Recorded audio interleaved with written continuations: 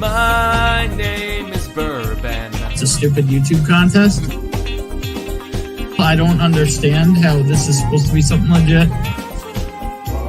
I mean, obviously there is nothing legit to it. It's a stupid YouTube contest. I don't really care about blinds. My name is Bourbon. Breeze really won. If he wins the whole thing, Matt can't do this again.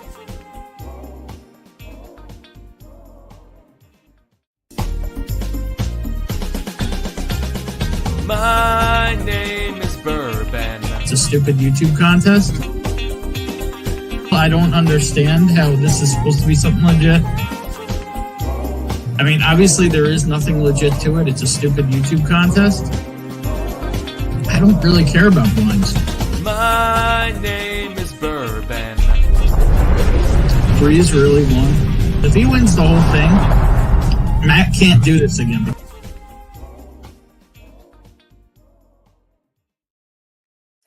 What's going on? I'm Bourbon, and this is Whiskey Uncensored. Tonight, a little something different for you. Not an open pub, though that might happen later on tonight. Not just some nonsense of me doing a flight or something like that. Tonight, we have a legend joining us. Tonight, we have Nolan Smith, owner, co-owner. I'm not sure which is the correct term right now. And my camera's going to start following me because why would I do anything right to start? Of Backbone Bourbon Company. And we're going to talk about their single barrel program. We're going to sip on some of their key expressions and find out a little bit. There we go. I am discombobulated already.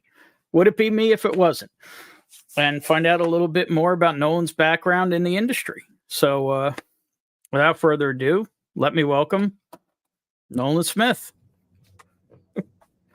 Hi, Ben. Bourbon. How's it going, Nolan? Going great, thank you. Thanks for having me. Absolutely. So, as usual, I mess things up right from the beginning. Whether it's a pick, whether it's a stream, I'm always, a handful. I'm sorry, I'm blurry-eyed with all the stuff you have in the background, so I didn't really hear much of what I don't know you what did. you're talking about. I have, whiskey from so many different distilleries, but I don't know anything about a company called Backbone. I don't have any of their expressions. Mm-hmm. So why don't you go ahead and maybe introduce yourself, give a little spiel, and go from there. Yeah, Nolan Smith, co-owner of Backbone Bourbon. We've been around for officially 2014. But even before that, my alcohol experience is in the distribution world. I co-own a distribution company in Indiana. Started in 2005, and we found MGP in 2010. We were able to do private labels as a distribution company, and we had a supplier that was doing the same thing in 2010. And long story, we got ceremoniously dumped by the supplier. The funny thing was, bourbon wasn't his focus. He was trying to make a cupcake vodka, and he saw. He saw more opportunity in other places. So that was all the rage back then. It was, and he ended up getting sued by the wine company. I don't know what happened, but couldn't have happened to a nicer guy. But as we say, bourbon karma is a real thing.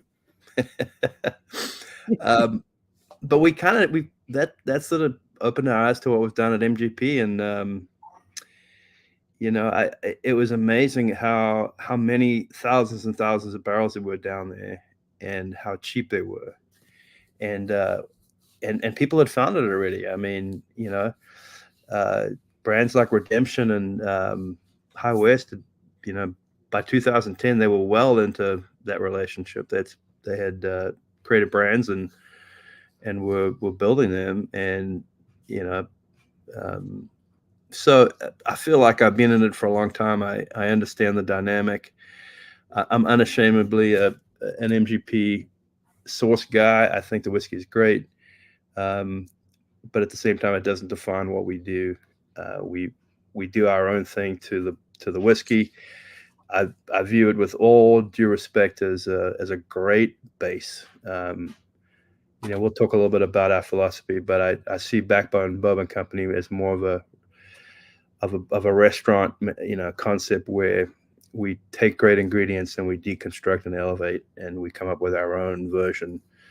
And that makes it proprietary, and hopefully that makes it interesting to the people drinking our stuff, that these guys really know how to, they know how to treat whiskey and make it their own. Absolutely. Yeah. I mean, I've been lucky enough to be a guest at your home in Indiana a number of times there, even though now I understand you have a new home. Oh my gosh. Visiting. I mean, actually, I did get to see it last year. Yes. When you had just painted it.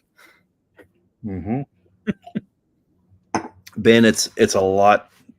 It's just the experience was fun, but this is definitely a big step up. And it's something I've always wanted. It's a cool atmosphere. You just can't help but feel like you've got it feels like you're going to have a good time, and I'm pretty sure you will when you're there. I have told everyone that a picket backbone is the stuff of legend. I have done a lot. I've been blessed to do a lot of barrel selections, a lot of barrel picks, a lot of different distilleries. Mm-hmm. And nobody shows you a good time like Nolan does. Well, that's great, man. Thank you.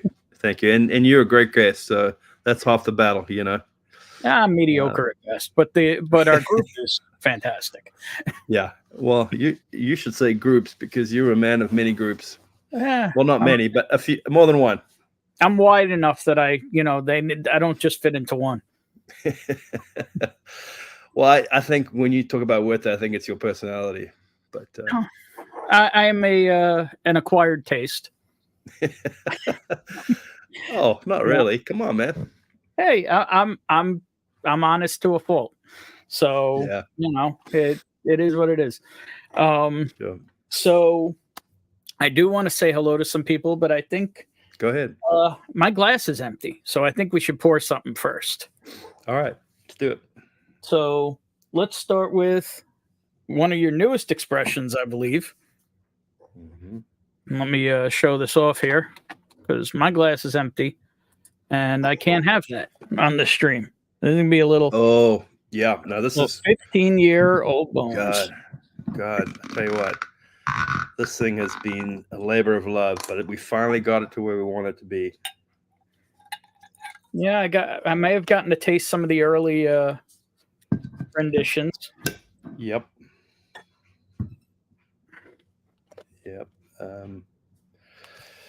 And I always learned you should never wear the T-shirt of the band you're going to see. But nobody ever said you can't use the glass of the band you're going to see. I got a bunch, so I might have a couple too. Mm-hmm. Yeah, it smells delightful. Doing pretty 120 proof. It's So I think we bought this whiskey in. I think we bought it in 22. And it was in totes, and it was already 15, 16 years old, and it was a mash bill that we just fell in love with. So much so that we bought a bunch of it, and what we had done before was rebarrel it in new oak No. 3 char barrels, and we gave it 6 to 12 months, and it just really got richer and rounder, and we did the same, but it just took forever to get to that kind of richer and rounder component. But it's actually a little bit of I think this is a 5-barrel blend. I think one of them was a Barbados rum barrel. I know one of them was a rum Barbados barrel. So oh really? I couldn't be happier. And I'd forgotten that people they like old good whiskey. I do like me some oak. Mm. So I want to say cheers to you with this. Cheers, Ben. Thanks again for having me. Absolutely. And I want to do a little housekeeping too once we get a sip of this in. Okay. Just trying to. This is my first time tasting the, I'll call it the release version, not a single barrel. Yeah. Yep. So much oak in there. But there's a little funk, a little sweet, almost like a floral honeysuckle thing going on the nose. Floral is that's the base whiskey. Yeah. It's a high corn Canadian rye mash bill, which is not very common. No, it's not at all. All right, I got to get into this. Again, cheers. Thank you for being here. Cheers, Ben.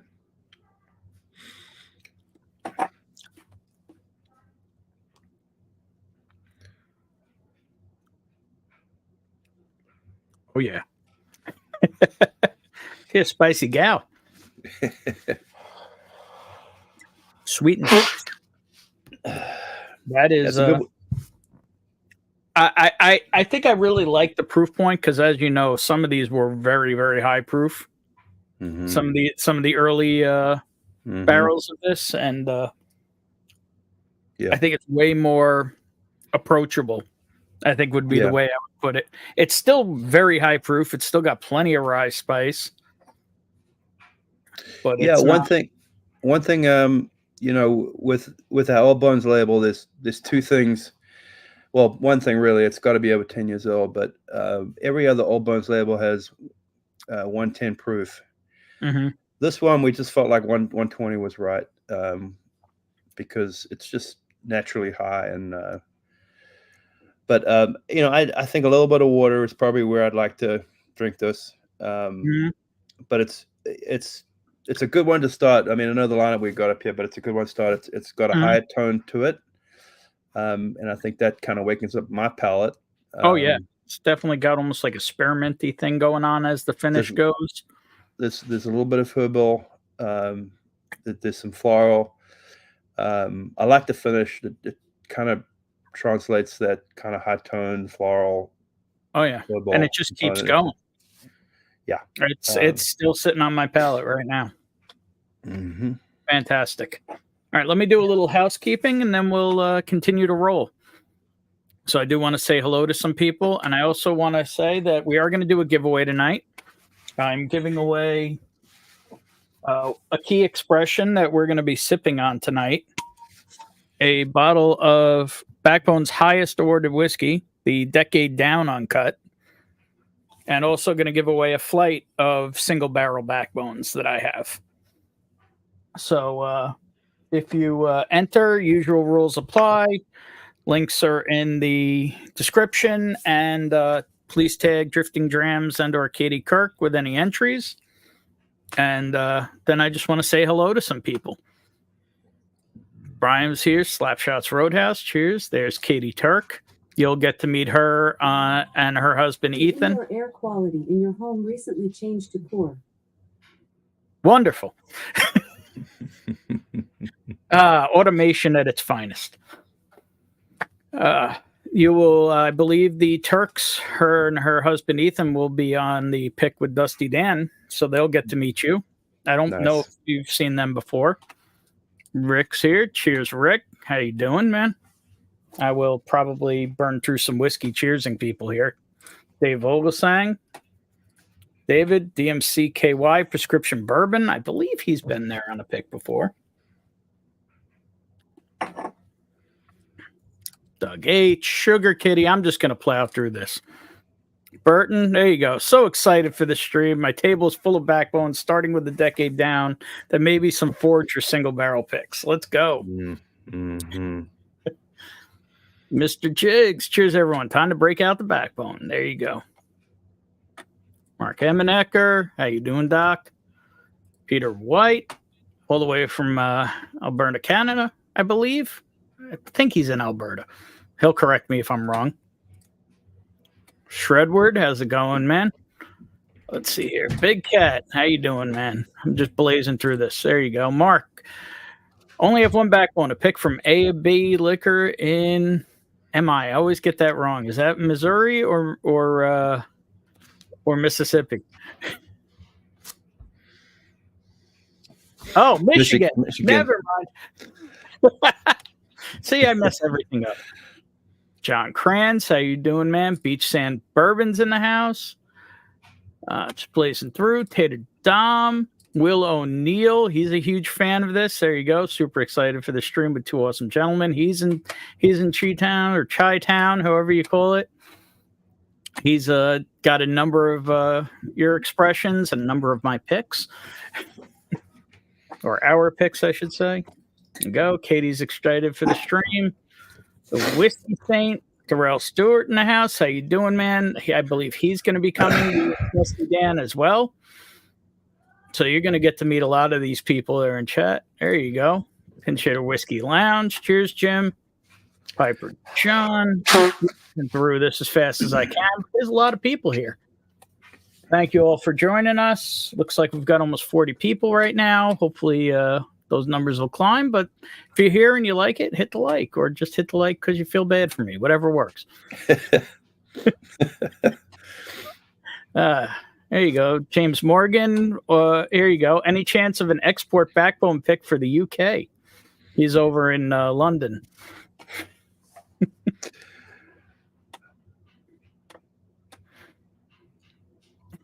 Quiet on that one. Oh yeah, absolutely.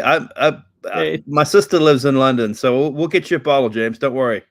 Okay, there you go. You heard it. Yeah. The Mash and Drum in the house. Cheers, Jason. Hey, cheers, guys. I believe you've done a couple of picks with him. Mm-hmm. Yep, good guys. Actually, one of them is right there. Mm-hmm. I've got a number of picks he's done with you. Let's see here. There you go. Can't wait for that to be their pick. Am I going to be there? Yes, I'm going to be there the first weekend in April, the weekend after Easter. I will be bothering this fine gentleman along with a couple other guys. Oh, it'll be fun. Oh, it always is. Is Dave still with you? No, Dave. It's now Sam. Dave had to. He bought.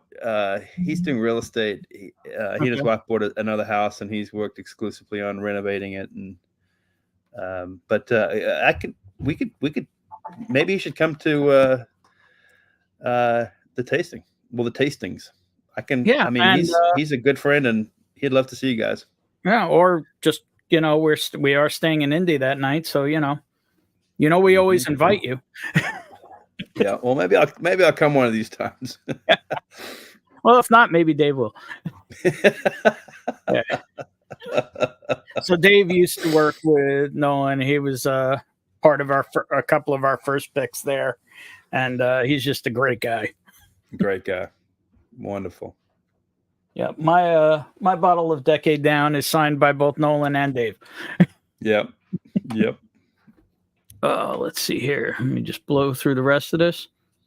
Glad Ben is making this happen. Ben, looking forward to it. Thank you very much, Jason.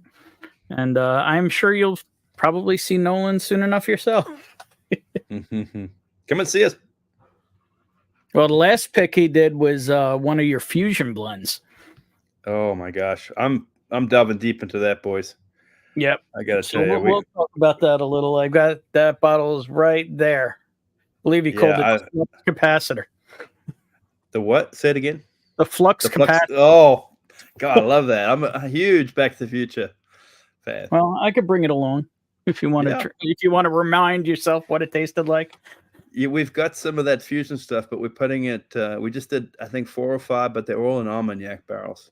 So it's a similar base blend, but they're in Armagnac barrels, and it's a sleeper cigar blend. I'm telling you. Mm-hmm. Oh, I know. Some group might have gotten the first barrel you made. Yeah, Ben, I'm throwing stuff against the wall. You know that, right? Oh, I know. And some of it works, and some of it doesn't. But and some of it's. I mean, I am a professed MGP whore.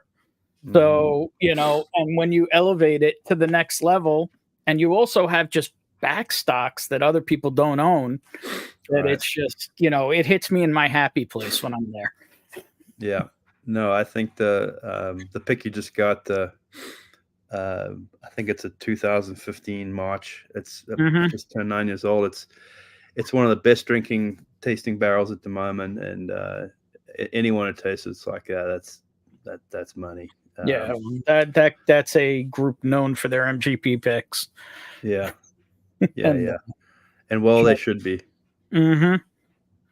Let me just finish blasting through, and then we'll get to some more whiskey. Daniel Sutherland, cheers, man. Doing? Bless you. Thank you. Both old good whiskey or good old whiskey? Both. Why are they exclusive? Let's see here. Looks like I blew by. B. Bowers in the house. Cheers, Bill. William Reynolds. How you doing, man? Let's see here. Flying through. Wow, there's a lot more. There's Katie, as the description says, Ben is doing a giveaway. There you go. You all know how to do it. Do the thing. Can't wait for the pick. Really excited about it. You should be. It's a good time there. And I may invade if I can. Marty, Whiskey Knows. Dropping a little story time sucks. Love it, Marty. How you doing, man? Only 5 kilometers. Was that kilometers or 5,000 kilometers? Oh, only 5,000 kilometers off. Oh, you're in Ontario, right, Peter? I got that wrong. My bad. Oh, yeah, I'm thinking of Ben Demon Hunters up in Alberta. My bad. Let's see here. Jerry Black, how you doing? Sipping on Henry McKenna 10-year. Cheers to that. J-Max, Iowa in the house. Cheers, J-Max. Man, there's a lot of people here. T-Rob in the house. Cheers, man. How you doing? Trying to catch up, but the thing keeps scrolling. 4-Leaf Whiskey. How you doing, Stacy? If I missed anyone, cheers to you all with what says it's a 15-year whiskey, but in actuality, correct me if I'm wrong, this is an 18-year-old whiskey, correct? Mm-hmm. It's correct. And it is phenomenal.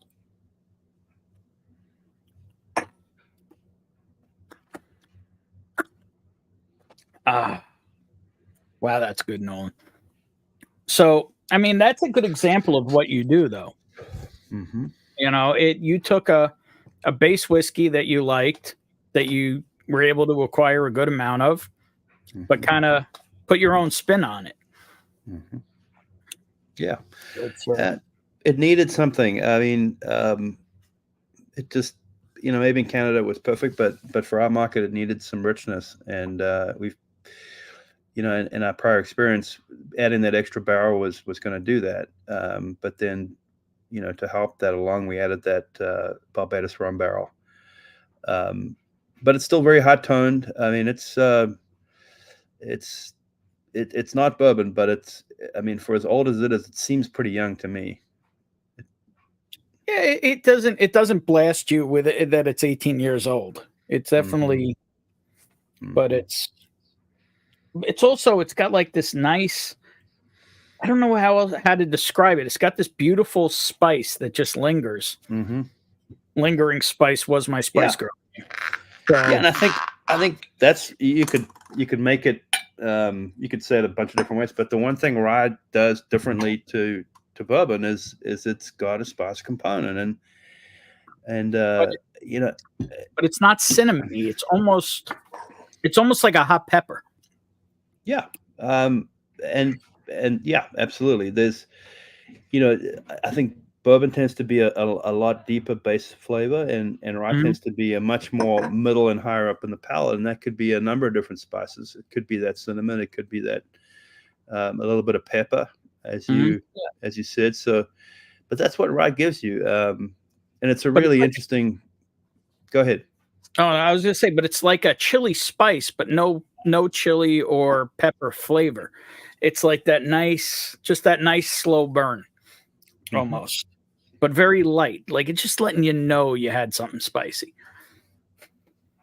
Yeah, it's a lighter weight whiskey for sure. I've mentioned high tone a few times, Mm-hmm. but it's got that kind of really, the finish is kind of what tells you that it's got some age on it and a little bit of proof on it. But it's a nice.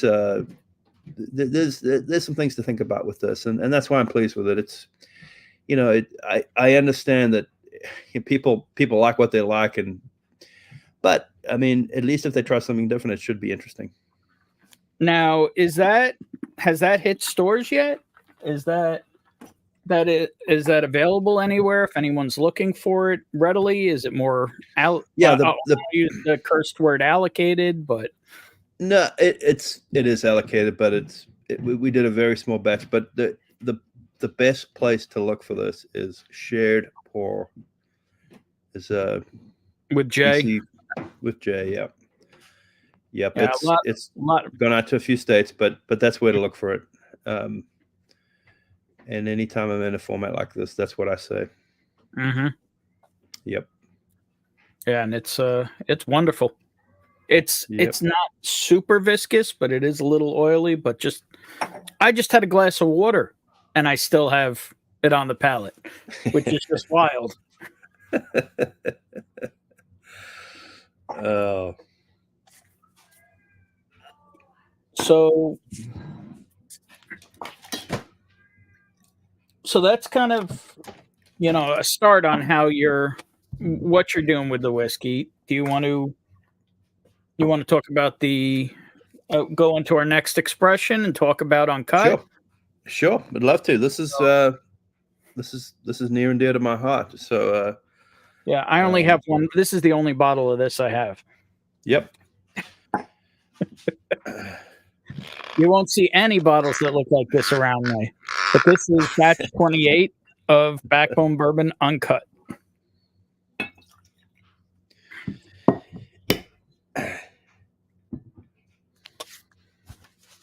So, where did Uncut come from? Because as far as I know, you were the first to kind of use that term in the industry. Yeah. So it was really by default, but when my partner and I got into the business, we had these barrel samples from MGP in 2010, and we, being distributors, all the whiskey we were selling for the most part was all proof down to 90 proof, 94, and we just the quick way to describe. We kept tasting the barrel samples and we kept thinking, wow, it's really amazing out of the barrel, And our kind of quick word was, should we cut it or should we just leave it as is? And we were really torn because we felt like cutting it was the way to go because more yield, etc. But it's kind of a funny story, and it's a story that lives in.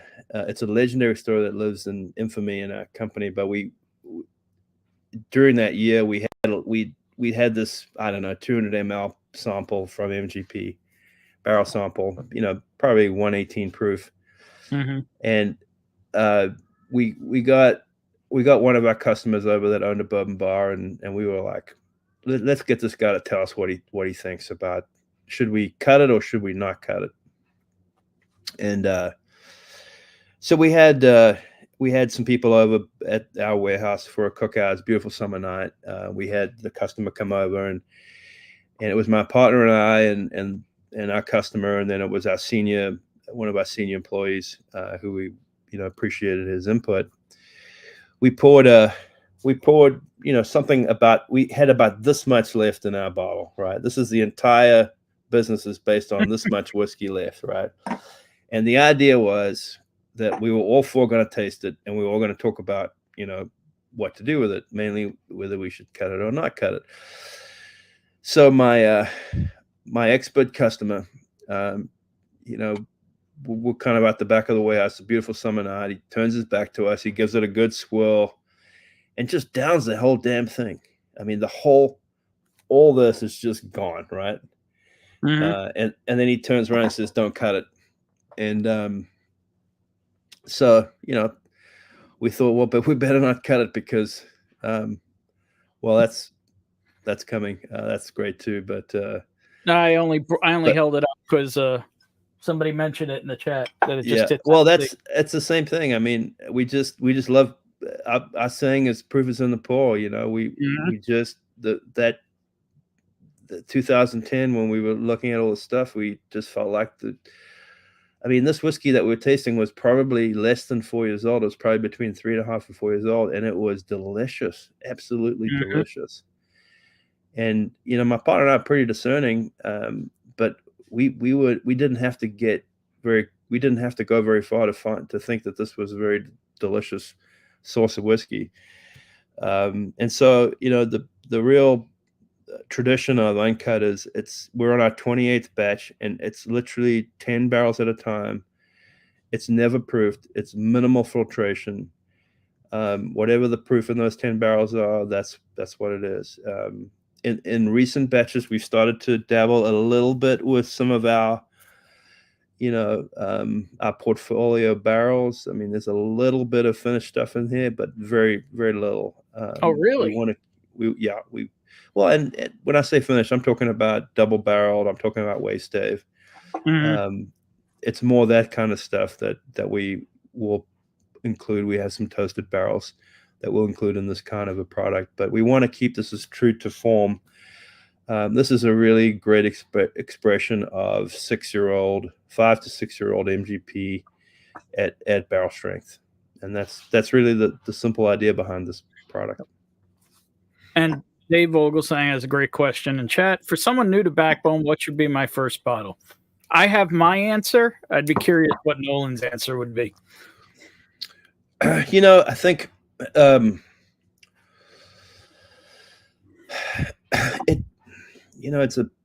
I got my distributor hat on, so I'm always worried about price point.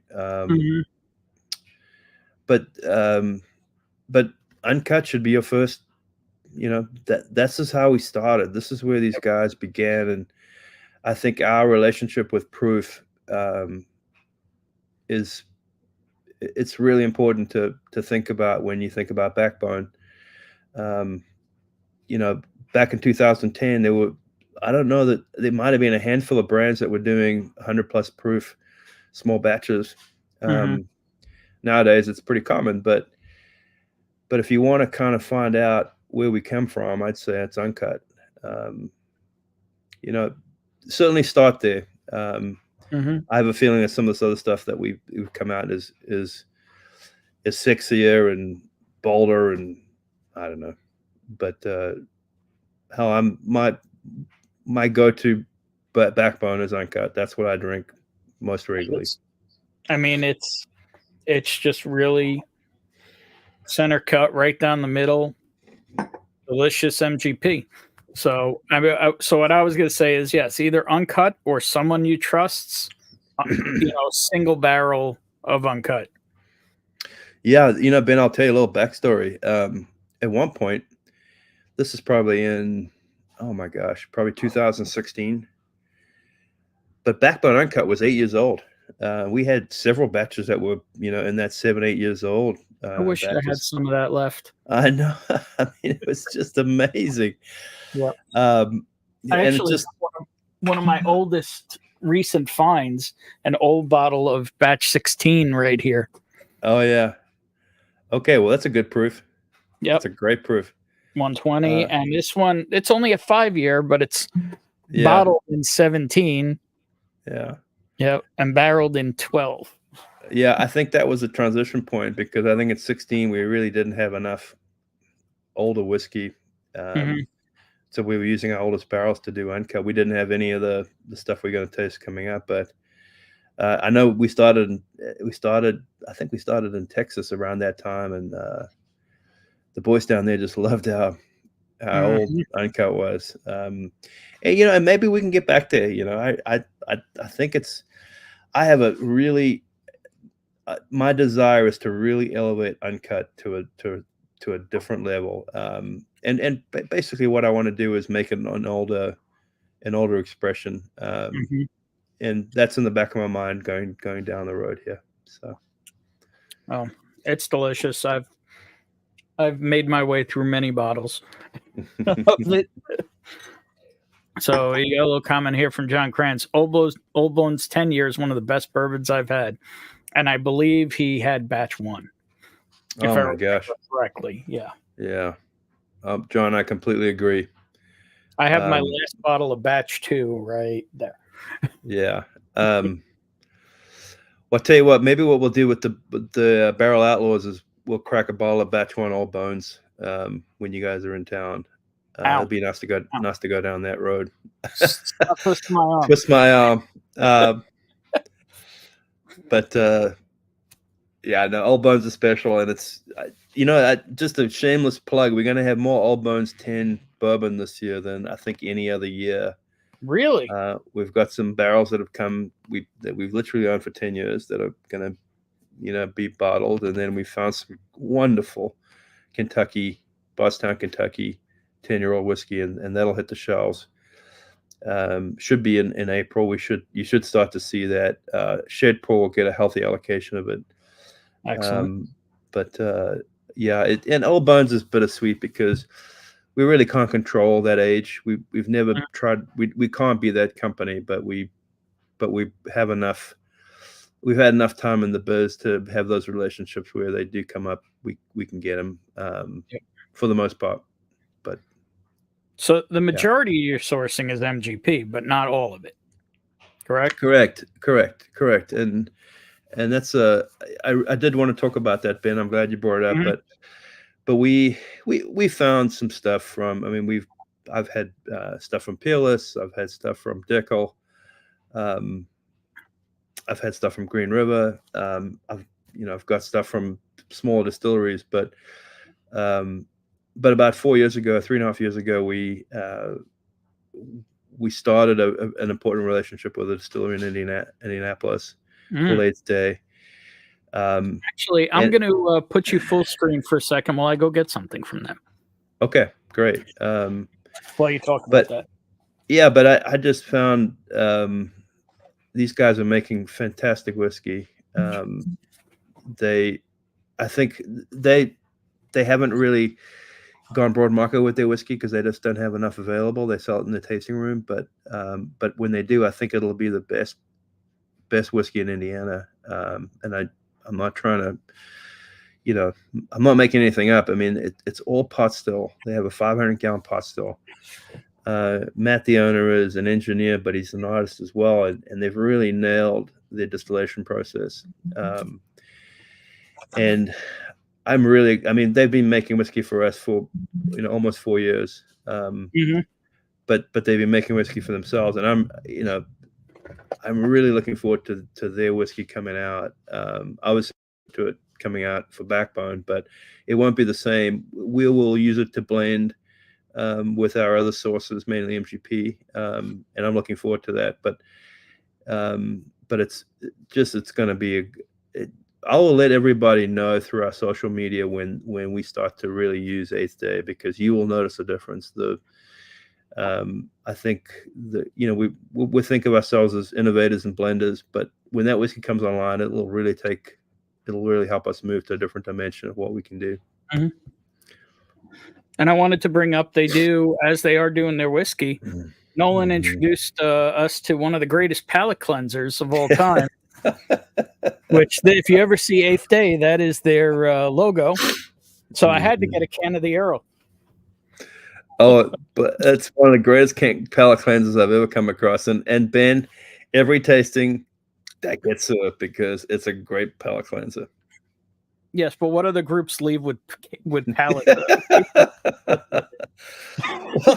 Was it Dustin from Barrel Out? I mean, I think it's like, well, no, might not have been Dustin, but he said, and Ryan.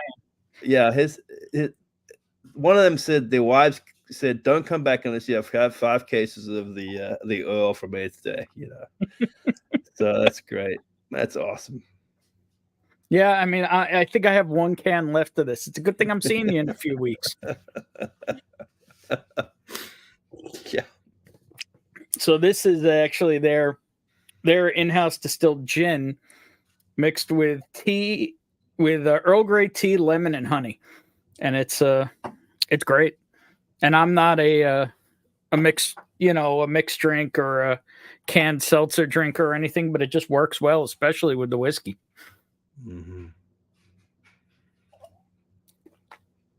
Speaking of which, this new batch of Uncut is fantastic.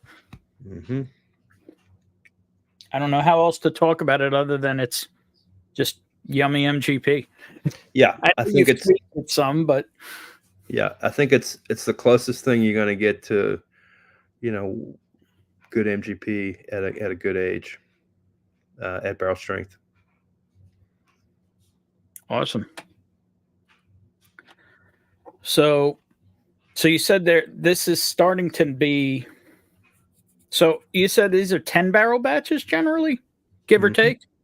Yep, we get about, if we get 300 cases out of it, I'm pretty thrilled. It's normally a little more, but and if we need more, we don't, everything we bottle, Ben, we taste everything that we dump. I mean, it's got to be that way. I can't tell you how one barrel can really, mess things up. So we taste everything, and it's not uncommon for us to, remove.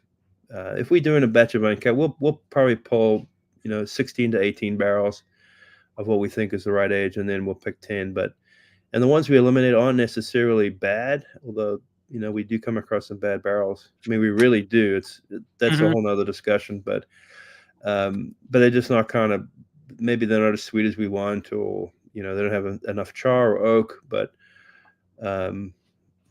yeah, we're not just going on a spreadsheet and saying, hey, dump this, and there you go. No, without a doubt. And this is, I mean, it's sweet, it's buttery, it's a little citrusy. It's kind of everything I look for when I want to, when I want some Indiana in my life. Yeah, it's MGP. I tell you, it's soft and sweet, and it's been a great whiskey for people coming to the category. That there are some whiskeys out there, traditional whiskeys, that can be very oaky, and that's not necessarily, the first thing when you first come to the category, it might not be the most pleasing taste. Once you get into it, that's great. But MGP can be a really great introductory product for new people. And let's face it, some nights you just want to have a soft and sweet whiskey. Yeah. And so many people used to look down upon it. Like it was a bad source. Oh my gosh. Yeah, I never met the guy, but Chuck Cowdery did his fair share on that. And I have nothing against Chuck. He seems like a nice guy. He's written some great articles, but I mean, but just to say, look, I mean, what we're doing, sourcing whiskey, basically a merchant bottler. You know how long that's been going on in this world? Hundreds and hundreds and hundreds of years. Absolutely. That's what you had. I mean, that's what rectifiers were. Absolutely. Back in the day. In Europe, you had the farmers that grew the grapes. And then you had the guys that brought it to market, the merchants, and they had control over how it came. So, yeah, I mean, I'm glad that we're over that hump. For sure. That MGP's got. Look, I'll tell you this. I mean, I think we're gonna taste Decade Down next, but Decade Down. I mean, no one seems to pay attention to the Whiskey Advocate scores that come out. It's hard to get reviewed by those guys because they get sent so much stuff, but they do review our stuff, and I'm telling you, the highest MGP rated bourbon that I've seen in a long time is Decade Down. It got 93 last summer for batch 22. Now, that's obviously we'll take a lot of credit for that, but that says a lot about MGP bourbon. It's world class. Without a doubt. And then you put your spin on it, and you bring it to another level. Yep. I will say, the first time I found a Decade Down, I almost did a backflip because I was like, wait, a 10-year? This was. No, we were careful about that, and that's why we. I know, but Decade Down. We just knew. Yeah. But it does say Decade Down Anniversary Edition. Yeah. Yep. It still didn't disappoint. It was fantastic. Yeah. I just want to say cheers to Mark, Northwest Bourbon. He'll, I believe, be going live after me tonight. Don't forget to support Mark, and cheers. He's in the Midwest, and he's a veteran, and he does a lot with veteran-owned distilleries. He's a real American hero right there. Love you, Mark.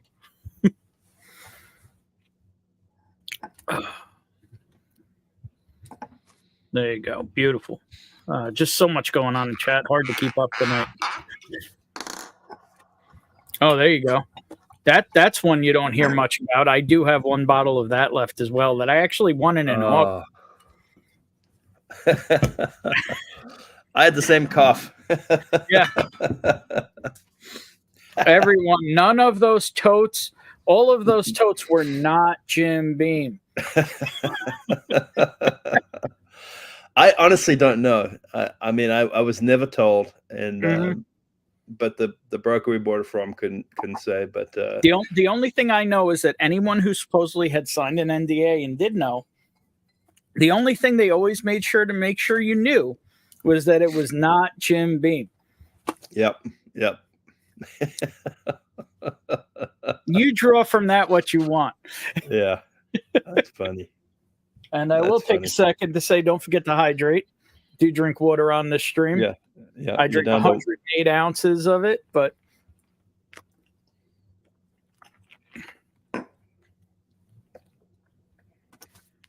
my slightly inappropriate giant mug.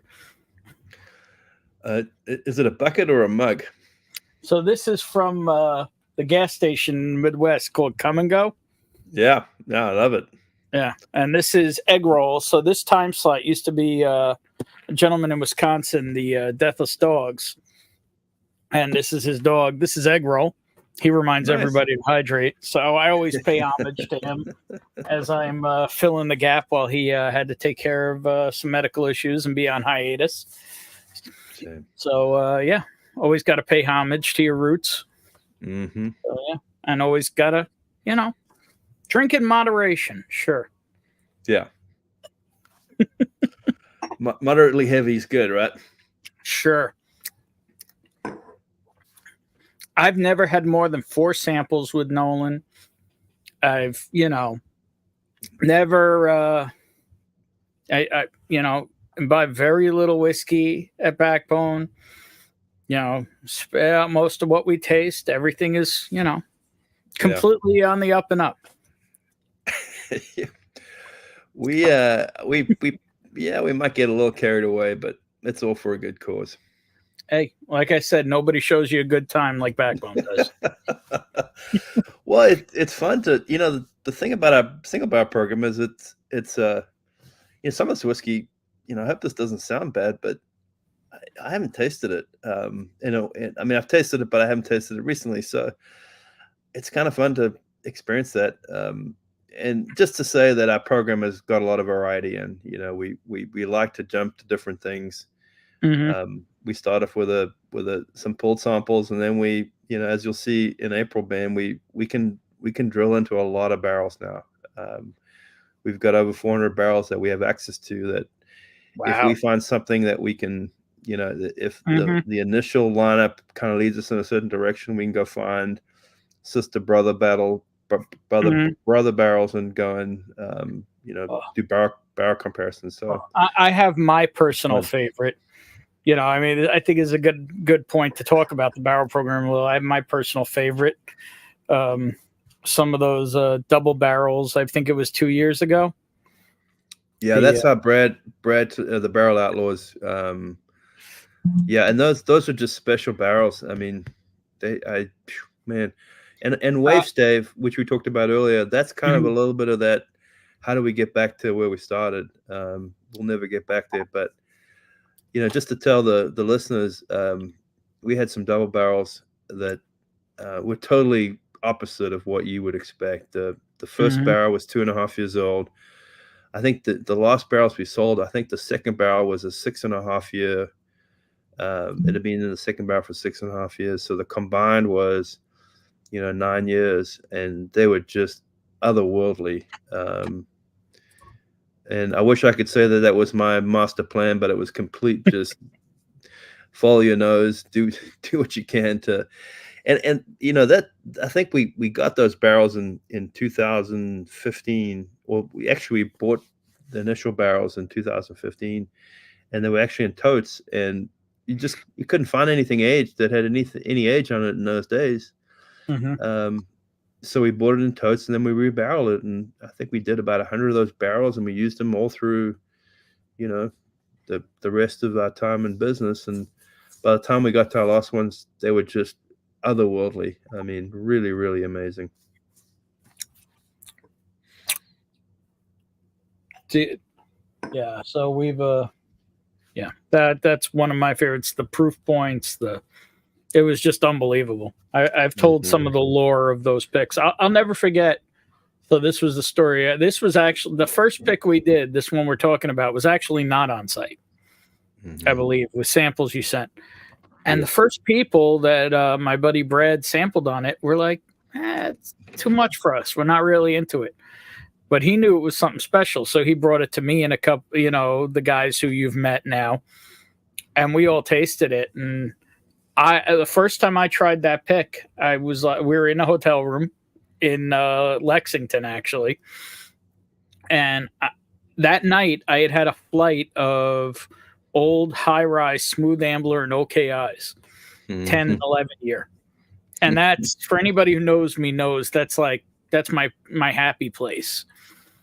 And I tasted that whiskey. I looked at him and I'm like, I have to have this. I'm like, this hangs with or beats those whiskeys I had tonight. It was incredible.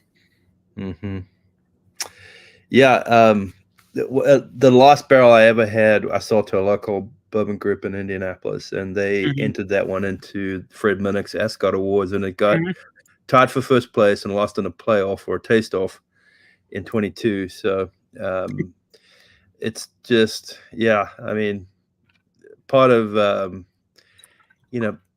I just think that being a small company, we throw stuff against the wall and it works. And we've gone through different phases of the industry, and we've made it through.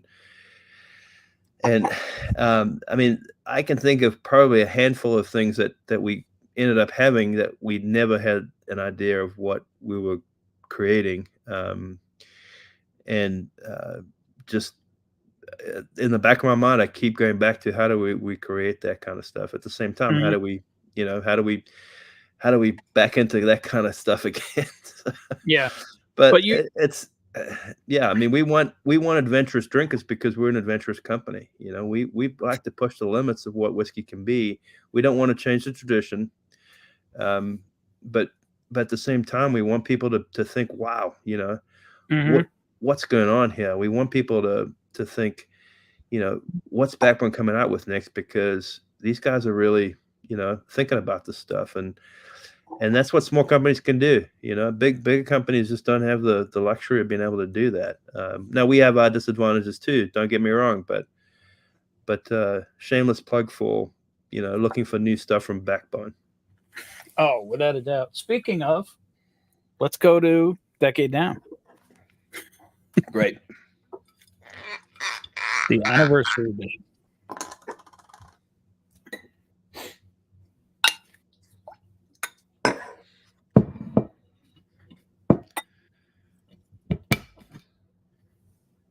This is a special whiskey. And this is also, if you enter the giveaway tonight, the bottle you can win.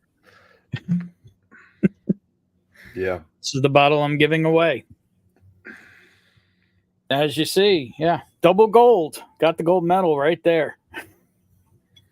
So I don't know if anyone knows about San Francisco World Spirits Competition, but to get a double gold, I think they have 22 judges, and every one of them has to give a gold medal to which I think gold medal means outstanding, but I can't remember. But if every judge gives a gold, then it gets a double gold. So that went through 22 different sophisticated palates to get the double gold standard. I wanted Fantastic. to, yeah, go ahead. So one of the, I'm kind of a dork, Whoa. when it comes to social media, um, but Louisville, um, there's a social media influencer who, his handle is Louisville Bourbon. Mm-hmm. I'll see if I can't get his full. But people send him all kinds of whiskey. And Sam, my right hand man, he's got relationships with several influencers, and some of them just that's their job, and they do what they do, and they're very good at it. But this guy has a ton of followers. I guess in 23 he tasted over 500 picks. I mean, big boys, little boys, Mm-hmm. mid-size, and Decade Down got he does a top 10 of the year of what he's tasted, what he's reviewed, and that kind of stuff. And Louisville Bourbon Buzz. I would encourage anyone to look at him. Tyler Zola. But he's got 100,000 followers. But he gave Decade Down number 4 of the year for his picks, which that's pretty cool. Yeah, pretty without cool. a doubt. So we have a doctor asking, Ben, are you physically capable of doing a backflip? Well, I can attempt it. I mean, I'm not going to succeed, and I'll end up in the hospital, but I can definitely attempt it. But I am way behind the chat here, I believe. Best name in the business.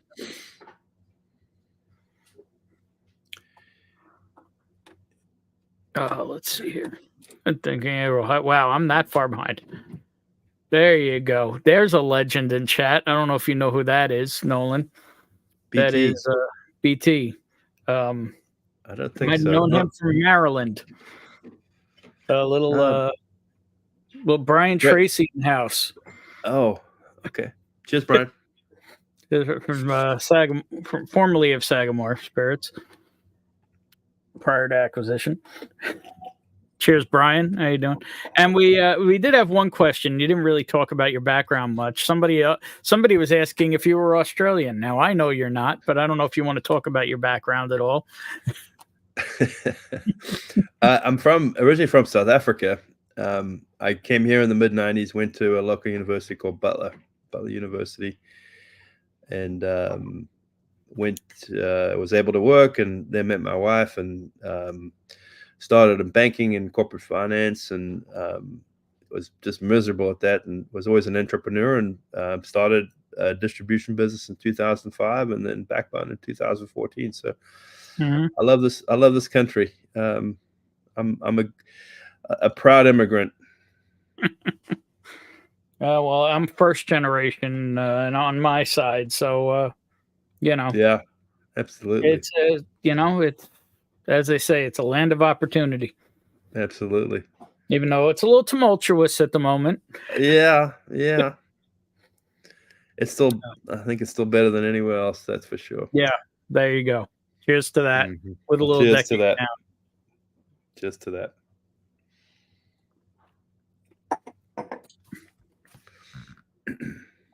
And I will say this was really interesting, Decade Down, because when I had it in a blind, it fooled me. I thought it was either cognac or Armagnac. Now, I will say 4 Leaf Whiskey that's in the chat, she pulled out sherry. Perfect. And, Nailed it. Nailed it. I didn't. So I think I get nuttiness when I get Oloroso sherry. Yeah, definitely almondy. I'm getting a little coffee, almond tonight, and my palate's not super sharp, but it's definitely there, and that's the secret to this blend. Mm-hmm. It's bourbon finished in Oloroso sherry, and then most of it is 7 to 8 year old bourbon. Some of our best barrels go into this. The sherry part's really important, and what we've started doing is we have to plan ahead on this, but the sherry, the whiskey in the first sherry barrel, or whiskey in the sherry barrel, spends a year, and then we dump it, and then we put it in another fresh Oloroso sherry barrel, gets another 6 months. And that really intensifies the Oloroso. It actually allows us to be more judicious with that part of the blend, because it's so intense. There's so much. It's so obvious on the secondary components. You may not want to drink that whiskey by itself, but when you add it to the good straight bourbon, within the right amount, it's a really nice blend. And I think of this whiskey as more of a thinking man's whiskey. It may not be when you've had a long week and you just want to just bust out a great big bold bourbon. This might be when you want to be more contemplative, and maybe you've got something to think about, and you want to, you've gotten over the hump of working hard. It's a little bit of a journey. It's a journey, and I think it's more cerebral. But at the same time, I go to my local favorite bar, and I have this in an old fashioned. It's one of the best old fashions that I have. So there you go. Yeah, if you're gonna make a mixed drink, make it with good whiskey. And there's a good question. Now that you have moved location, even if it is only a couple doors down, there's a question here from somebody who's not that far from you. Is there a background tasting room or plans for one, or visitor center? Yeah, so that we aren't open to the public. At least, I'll show anyone the tasting room. If you're a Backbone fan, just get hold of me. But we just can't sell to the public. So the tasting room is built around the single bar program, getting groups in, getting retailers in. But if you want to come see it, just hit me on Instagram, direct message me. Hey, say I'm close by. Can I come see it? Absolutely. I'll meet you down there. We've got a nice library set up, and we've got 400 or 500 barrels we can drill into. Just have some fun. So, Mark, you might know a guy who knows how to get a hold of this guy. Is there any future thought or plan to that?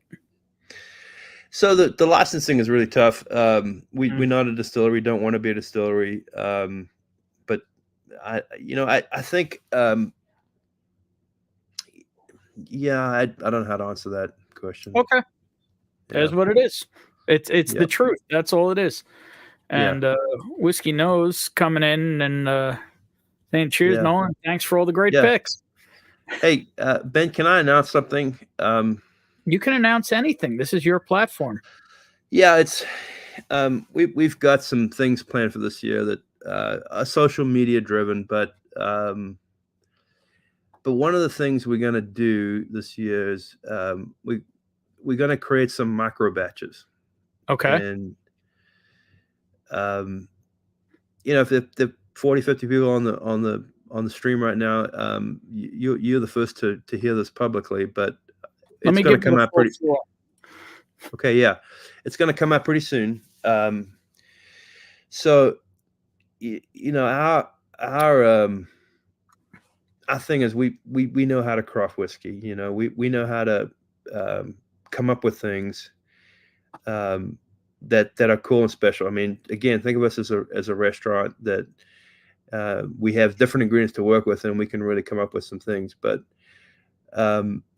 it's completely social media driven. We want people to bring attention to the brand. And so this year we're going to do 3 micro batches. It'll be 120 bottles to, I don't know, maybe 320 bottles. But initially the first few batches will be 100 or so bottles, and it will be some of the stuff that's some of our best stuff, maybe a barrel or so. It'll be some of the stuff that we're working on in the background. Maybe it's from our laboratory. I mean, we don't really have a laboratory, but we like to kick things around and come up with some different things. Your whole place is a laboratory of whiskey. Right. Exactly. But how we're going to facilitate it all will be through a no-fee club. We want you to sign up for our club. Okay. And that'll get you access to these releases. and it'll be some cool stuff. It'll be adventurous stuff. It'll be cutting edge stuff. It'll showcase kind of our mindset. This mindset of, using great whiskey as a base to elevate and to deconstruct and elevate. So please, all of you, when you see the announcement, if you don't follow us on Instagram, please do, because you'll see it there first. And if not, Ben, we'll make sure Ben gets all the details to announce it. But it's free to join.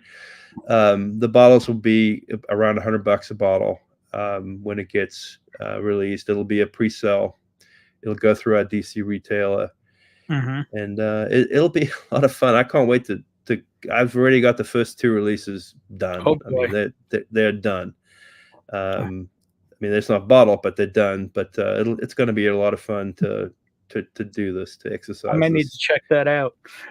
Yeah, no, for sure. And it's so we're going to have a. Go ahead. With all the drama that's gone on this year with Elijah Craig, are you going to put laser codes on them? No. The whole micro batch. Yep. I don't know if you're familiar with the whole micro batch fiasco that went on with last year's Elijah Craig barrel proof. A little bit. I just kind of checked out. I mean, why don't you tell me about it? Well, it was just that there's different etchings on the bottles, so people found that they thought one set of codes was better than another set of codes, and the term that was getting thrown around is actually micro batch. Yeah. So what's Elijah Craig's version of a micro batch? There is none. It was just a different bottling day or a different bottling hour. There really was nothing to it. Yeah. But there's a lot of controversy around it, and there's, as you can imagine, they have huge batches. Sure, a bottled barrel, bottled a couple thousand bottles from another might be slightly different, even if it's in the same vat. So it is what it is. But that's when I started using nano batches. Is it? Well, there you go. That's the next version. I mean, I've never seen a definition of a micro batch, but I mean, there is none. I hope that 100 definition of a small batch, technically. Yeah, 120 balls. I hope that's people don't think I'm taking the Mickey out of them. But, I don't care as long as I get to taste it. Oh yeah. We'll figure that out. Yeah, I hope that we'll make, if the club is successful, then the micro batches will become a little bit bigger, and we can plan for that. But I just want to, I think I want people to understand. We want people like that are on your show, that they are curious about whiskey, and that's who we want to talk to. Nothing against the other levels of whiskey drinkers, but we want people that are curious about what's going on, and I think this idea can be a good way to kind of showcase what we're good at. Yeah. Kind of the way I think about Backbone is so my uncle is very big in the progressive rock music scene, and that's generally known as thinking man's music. I kind of think of Backbone as thinking man's whiskey. Good. Thank you, Ben. Very progressive, very a little different spin on things. Maybe not some of the other terms that are thrown away. Yeah, I think the traditional guys that I'm sure that we can appeal to them, but I don't know that we gotta. I think there's a different kind of consumer for us, and I just go back to that curious, adventurous. I want something different, Of course, when they find Backbone, then we don't want them to be curious after they find Backbone. But well, that's why you're always keeping it. Now, is this going to have any rules to it? Is it kind of just going to be whatever you come up with is the best thing? I tell you what we're going to do. We're going to do a straight bourbon label, a straight rye label, and an American whiskey label. And those are the parameters that I'm going to work with. The American whiskey, you have to do a formula, and we'll probably do that at some stage down the road. But straight bourbon definitely first, and then rye is always tricky. But I want to have that out there because I think there's some really great expressions. And I tell you, the 8th Day rye out there, the micro batch might be our best barrel of 8th Day rye that they do. I mean, oh yeah, I think MGP's defined the rye flavor profile, which is not bad. I think that's great, but rye can taste very different. Oh, absolutely. Yeah. So yeah, it's gonna. I can't wait for it to start. We've got some things that we need to put in place first, just kind of structure wise. But we getting our label approved is the main thing. But it's gonna be a cool label. It's gonna be a cool bottle, different bottle from what we expect. But it's gonna. I hope people have fun with it because, if you don't. Part of being an adventurer is there's some things that happen that aren't necessarily what you want. And I think that if you come on this adventure with us, it'll be fun. You'll get what you want, but just remember it's an adventure. I'll be there. We're going to push some limits here. So, well, speaking of pushing limits and going a little adventurous, I think maybe we should go to the forge. Oh, about time. I want to talk about a little adventurous and a little out there. And cheers, Brian. Thank you very much for getting in. And I still owe you a face-to-face. I know that, Brian. My day job's been a little insane as of late. Let me show that. And yeah. So you want to show that bottle again? Sure. That's actually more recent than the one I'm cracking. There you go. That's batch 3. I didn't even know you were on batch 3. Oh, I'm sorry. I thought it was batch 2, but yeah, we just came out. There you go. So let me show the back of it.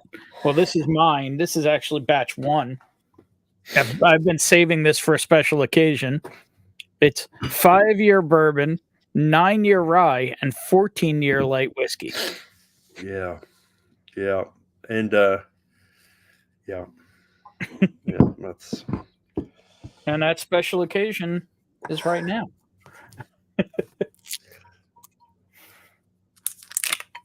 Look at that. It does open.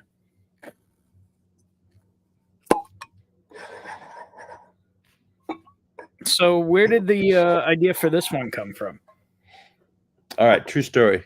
It was a cold January morning in Indianapolis, Saturday morning, and I was hungover. And we have a product called Backbone Prime, which is a blended bourbon, and it basically is bourbon, rye, and light whiskey.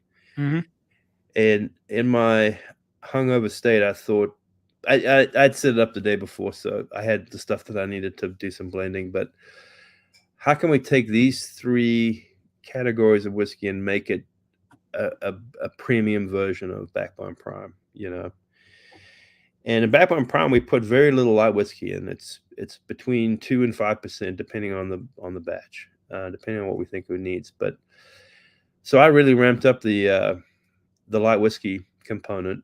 I also ramped up the ages of the bourbon and the rye. And so it's great that you have batch 1 because that's kind of what I had at my disposal. Most of the bourbon was between 7 and 8 years old. I had a couple really good barrels that were not quite 6 years old yet. So that's what we had to do on the age statement. And I did 3 blends, and I just kept increasing the light whiskey component up to, 8, 10, 12%. And it just got better and better and better. I left the blends till Monday.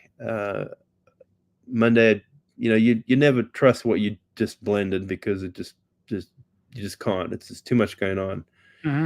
Monday, my partner was in the office, and I said, "Hey, man, I think I found something here." And he said, "Okay, well, let's take a look." And he tested these three options I had, and he goes, "Wow, these are really good. I think number 2 is the one we want." And so that's what we went with. I think it's about 10% light whiskey. Light whiskey's, it's 14, 15 years old in batch 1 and 15, 16 years old in batch 2 and so on. But again, it's really good. Some of our best bourbon barrels. some of our older rye barrels. But it's just if Decade Down is an intellectual, thoughtful bourbon, this is just big, bold, rich. Don't think about it, just drink it. That's what it is. All right. Cheers. Cheers.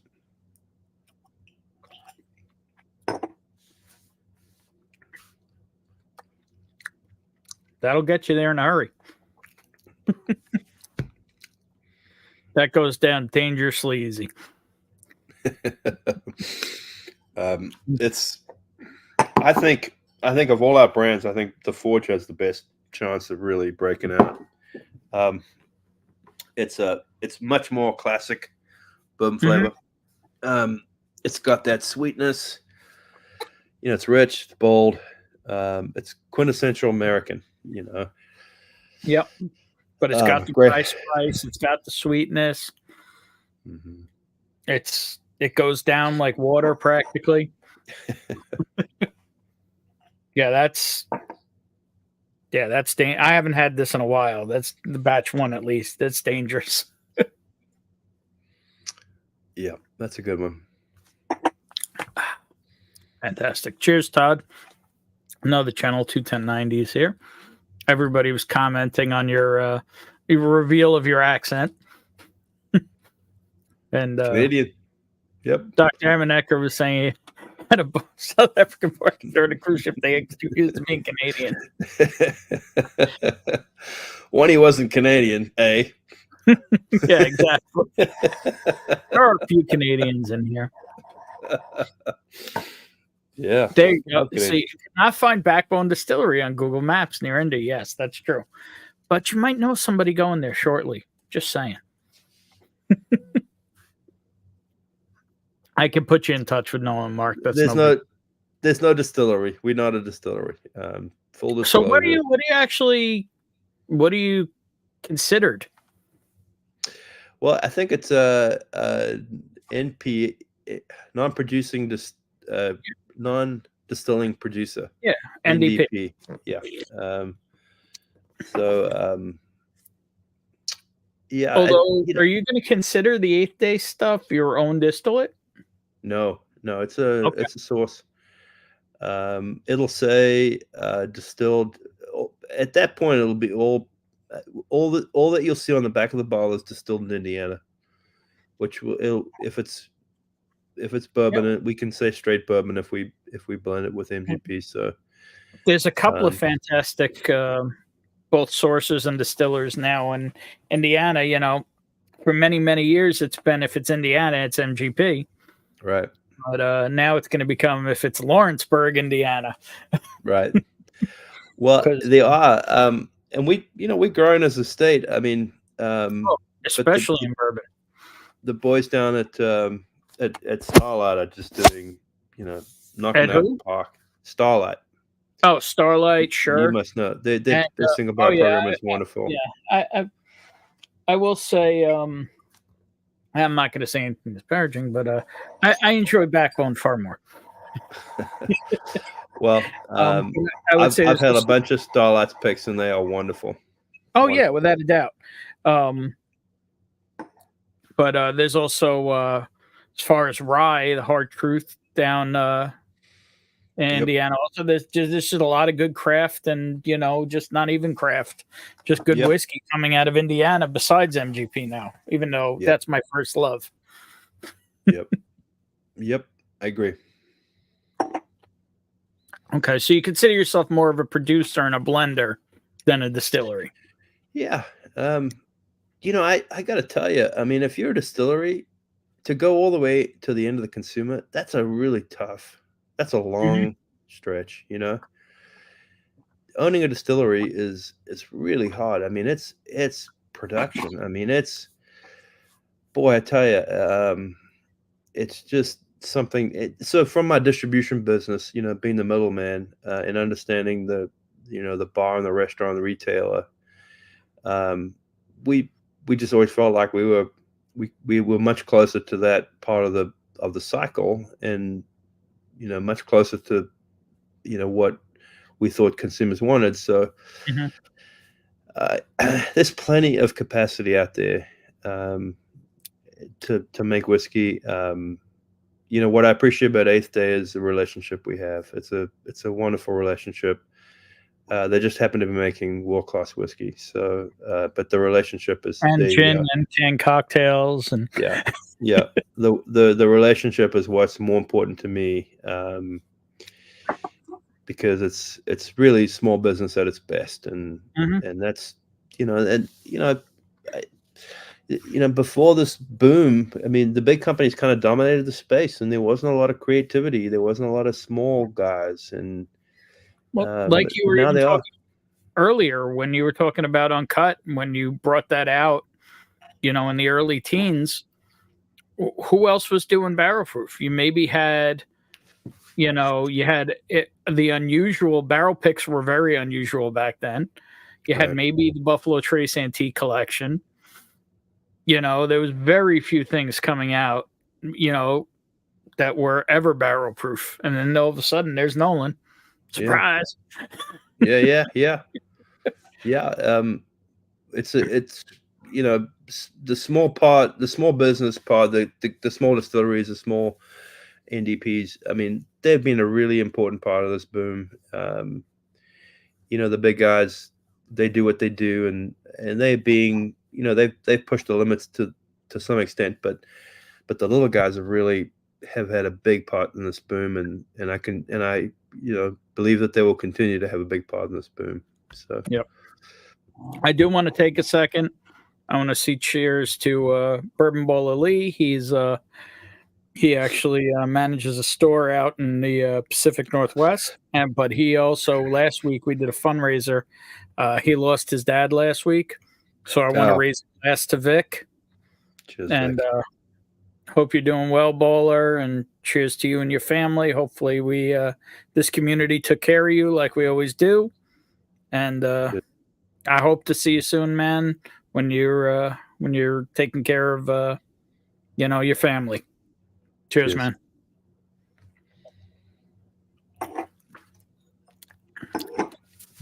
Yeah, he takes care of as many people in this community as he can. So it was our turn to take care of him. Oh, and I do have to do one other plug. The lovely couple tracking for our giveaway tonight, which, reminder, I'm going to give you a flight of single barrels from the single barrel program that Nolan has, because as you might see behind me, I have one or two bottles out of the single barrel program.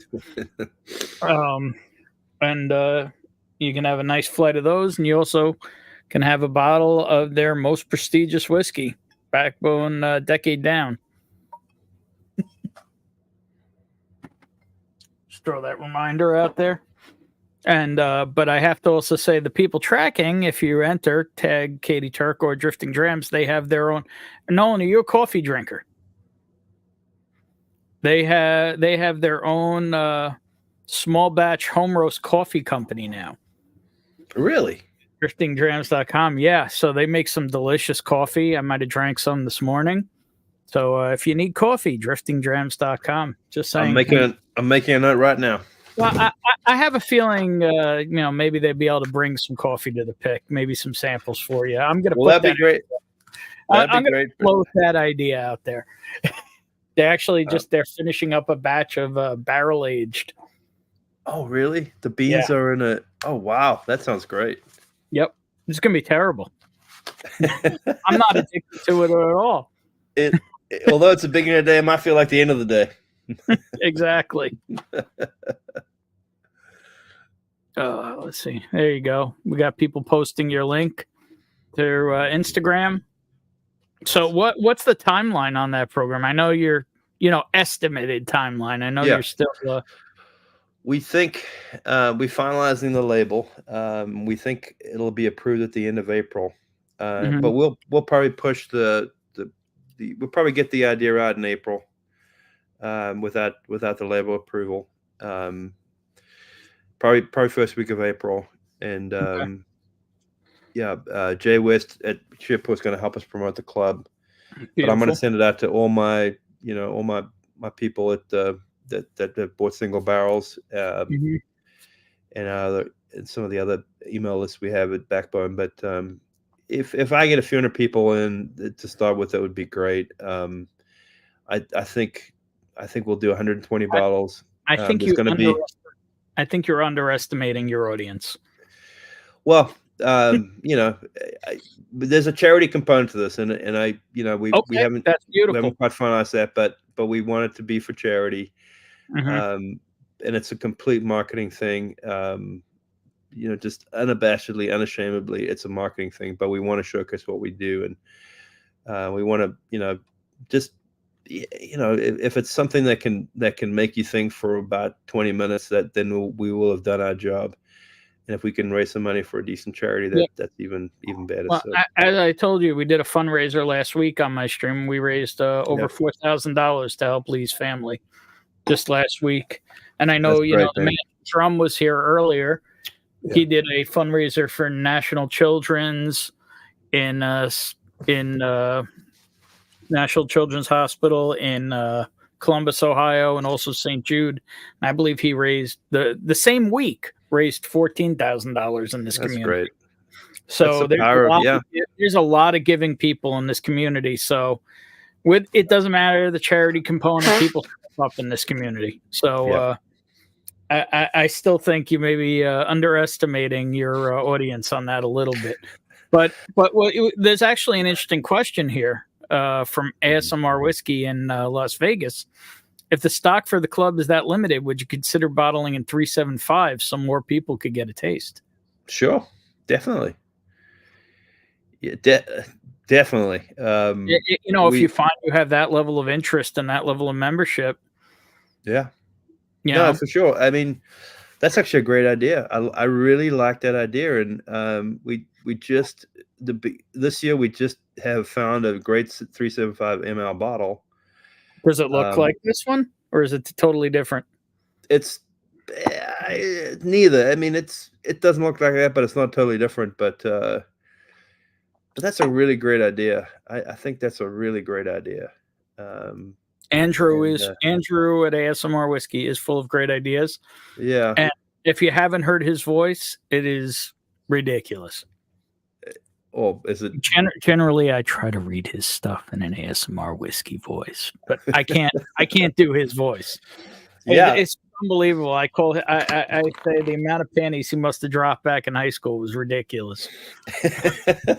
When his voice drops, so did all the panties. But that is great, Andrew. Thank you for that. That's a great idea, and maybe we can get there. I know Ben's a fan, but I want to see what happens, and if the response is good, then I think that's something we can fast track for sure. And actually, what we might do is we might get that label submitted at the same time as we do the 750 labels, so we have it ready to go. Cumming Whiskey and other groups will go crazy whenever you release a new label, like when you release that label right there.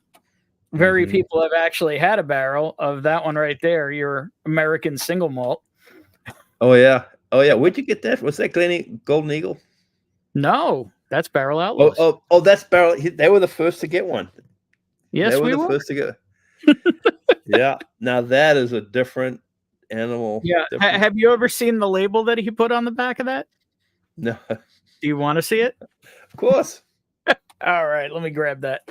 But I will put myself in the background quickly so you don't have to look at my posterior. All right. But this goes to the breadth and the width of the single barrel program, because I don't believe this is even a shelf product, correct? So this is a pick that I was lucky enough to be a part of from Nolan. This was Backbone American Single Malt.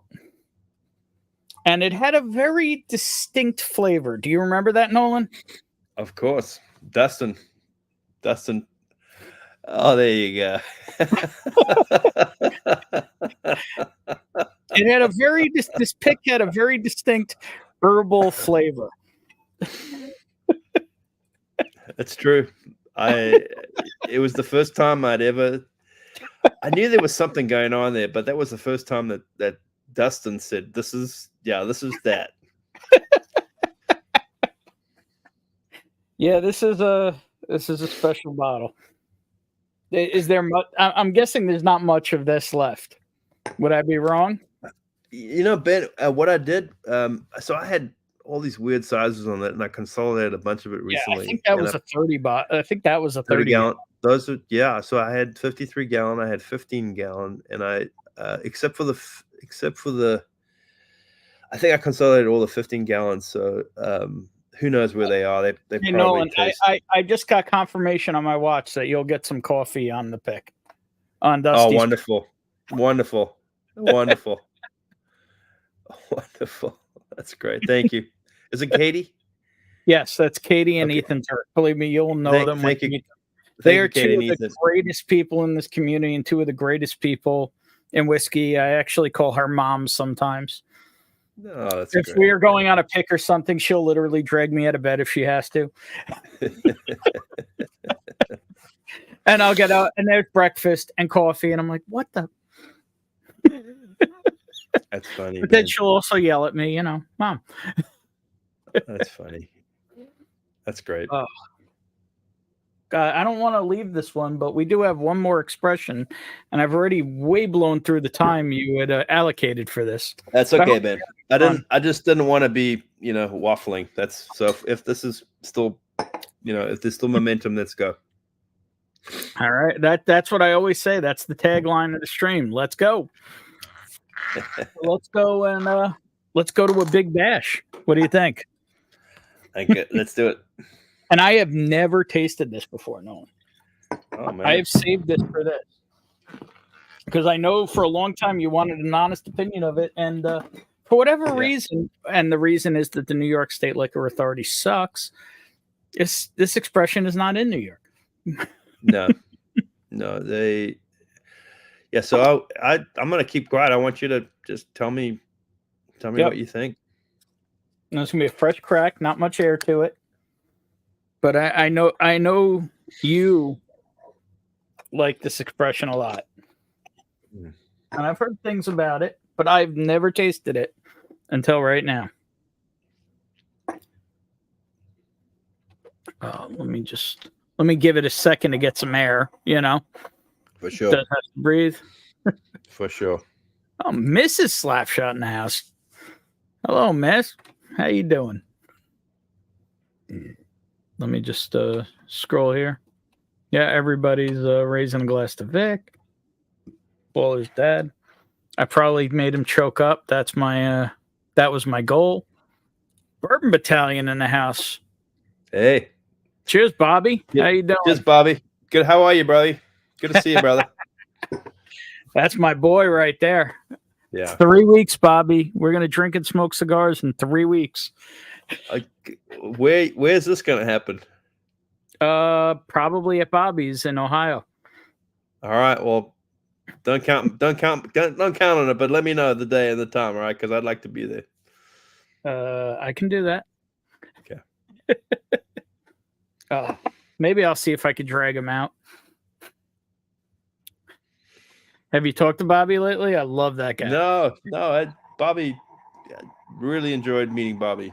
Oh yeah, he's a legend, and he's probably gone a lot more into cigar social media, especially on Instagram, and cigar education and whiskey education, and primarily on Instagram. So you should check out Bourbon Battalion on Instagram. Just saying. Yep. Well, I'm gonna follow him right now. Backbone will follow him, and I'll follow him personally. There you go. Love Bobby. That's my home away from home in Ohio. Well, that and 4-leaf whiskey. I'm happy to say I have multiple homes away from home. Sounds like you need it because you're out there a lot. Well, the thing is that I only get out to the Midwest, I would say, at this point, 2 or 3 times a year. Between my folks having some health issues and by some being an understatement, and other things, and of course finances, because Sure. I spend a little bit of money on whiskey. I couldn't tell. Yeah, I wish this was all of it. Well, By the way, every I want. single backbone you see is unique. There might be backups of many of them, but every single one you see on stream is unique. Well, Ben, I really appreciate you, and Of course. it's the kind you're the kind of person that I want to be involved with. I got to tell you, and that We keep goes it without real. saying. I know we are doing I don't know, podcast or something, but it's more than that. I hope you know that. Oh, without a doubt. I mean, I have told many people I don't understand why Nolan likes me, but I'm happy that he does. That's funny. So I do have a question. So I have seen your new logo. I don't have it queued up to show, but I can get it queued up. Where are you? Do you finally have like t-shirts and sweatshirts and all that kind of thing? Because you didn't have that for a long time, to the point where you might have taken off the shirt you were wearing and given it to one of our guys.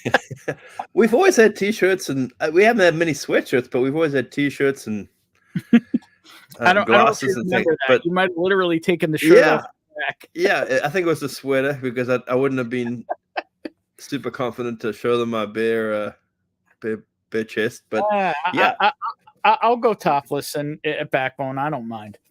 Hey, it's up to you, and we accommodate everything. But yeah, we got some stuff for sure. What do you need? Well, no, I wanted to showcase it. If I thought I saw that you actually had it on the website now. We have correct? So I have stuff that we give away, and there's stuff you can buy, and so there's a merch. We have a completely, it's a business relationship, but you can buy stuff there, and but I have stuff I can give away or send.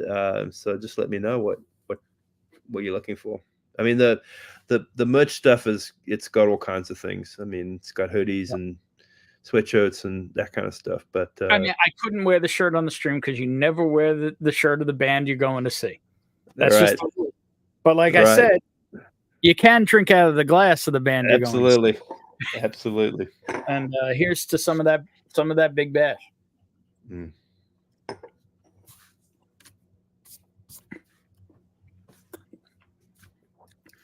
So the first thing that comes to mind when I taste this, Nolan, is syrupy and oily. Mm-hmm. It's super coating. The mouthfeel is unctuous. I'll use a big word. Mm-hmm. And it literally feels like it's sticking to my teeth and the top of my palate. It's just super oily. Mm-hmm. Even before the flavor is the mouthfeel of this. So I will say some of the others, like the Decade Down, you proof that down a little. It's a little thinner. It's still oily. It's still got a finish, but this is like stick to your ribs. This is like a sticky barbecue sauce. I like that a lot. I like that a lot. I wanted some sweetness in this for sure. I wanted exotic sweetness in it. Yeah, I'm still pulling it apart. There's something there. And it's not herbal. You got to give me a minute to tear it apart. No, that's fine. I'm gonna just keep quiet, and I want you to. No, I want you to talk about it. Ben, this is the most complex blending we've done. I couldn't have done this without having my experience with Decade Down and the Forge. This is more intense than the Fusion blends, or is it on par? It's different. I don't know how to answer that question, but okay. But just what I learned with Decade Down and the Forge is just how to balance things. But we have a pretty wide variety in our single barrel program. Absolutely. And so we have a lot of finished stuff. I mean, traditional and not traditional. And so the Big Bash is basically just my thoughts and what I loved about the big variety that we tasted and how it might come together in one product. So this is an American whiskey. It's a blend of straight bourbon and straight rye, but it's really 90% of the blend is the whiskey has been in a finishing barrel. Yeah, it's Um, the thing I'm getting is more of an experience than a flavor. I don't know how else to call it, but I'm calling it sticky. That's what's Sticky. coming to my mind. It's literally sticking. When you were saying texture and oily and stuff, I was thinking sticky, sweet, Yeah. sticky. Yeah, That's- absolutely, completely I agree. there is a flavor there that I'm trying to pull out, but it's like I'm literally like sucking on my upper palate, trying to pull off the flavor. Like I'm actually feeling myself, like my cheeks sucking in, like almost like an umami thing going on. You know, like you get from not now totally different. You know, it's not earthy at all, but that you know, almost like MSG kind of thing where you're salivating. So think about that sweetness. Is it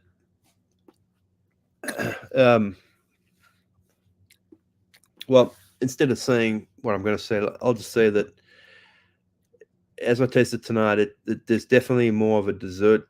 Whatever sweetness, wherever you are on the sticky sweet, it's more on the dessert side of sweet. And remember, sure. I am following batch 1 of the Forge with this, with all that light whiskey. Sure. Actually, you know what? I need a little Earl. That's what I need. There you go. I guarantee there's a can of this in your fridge. Oh, I can.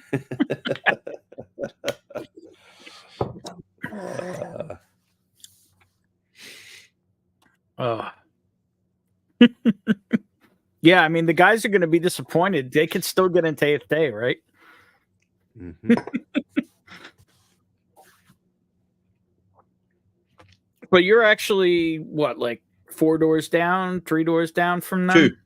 Two. We're Sweet D8. I don't know. You took us around the back, so it was hard to perceive. I take the people that I like around the back, but other than that, they go around the front. Hey, well, you know, we don't talk about my back, but you know. Yeah, I am having trouble tearing this apart, I'm gonna say. But let's see after the Earl. Well, I'm taking that as a compliment because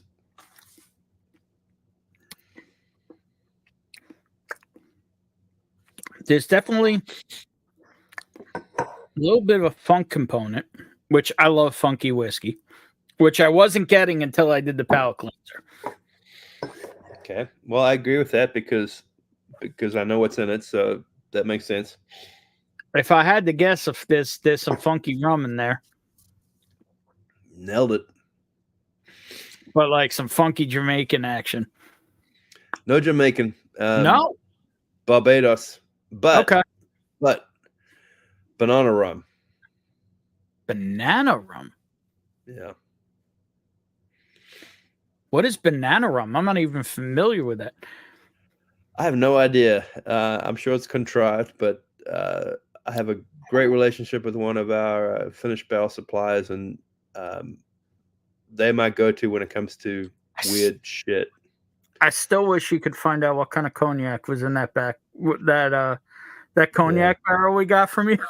Yeah. I hope you remember cool. That one. You know, not all cognac barrels are the same, but that one was really. That one. I've tasted a lot of people, even in this community, on that. I've brought bottles of that to, you know, like bottle shares and stuff like that, and they all taste it and go, "What the hell is this?" I'm like, "Yeah, it's just a Backbone single barrel finished in cognac." Yeah, what kind of cognac? I don't know. Yeah, same answer I get. Something special. Yeah. Holy crap, Steve! What's up, Steve? That's Bobby's brother. Hey, Bobby, Steve. Gunny. How are you, man? Cheers, man. How you doing? Gunny. Is that who Bobby calls Gunny? Yeah, that's who Bobby calls Gunny. Hey, Gunny. What's up, brother? That's awesome. Man, I didn't know he slummed this low.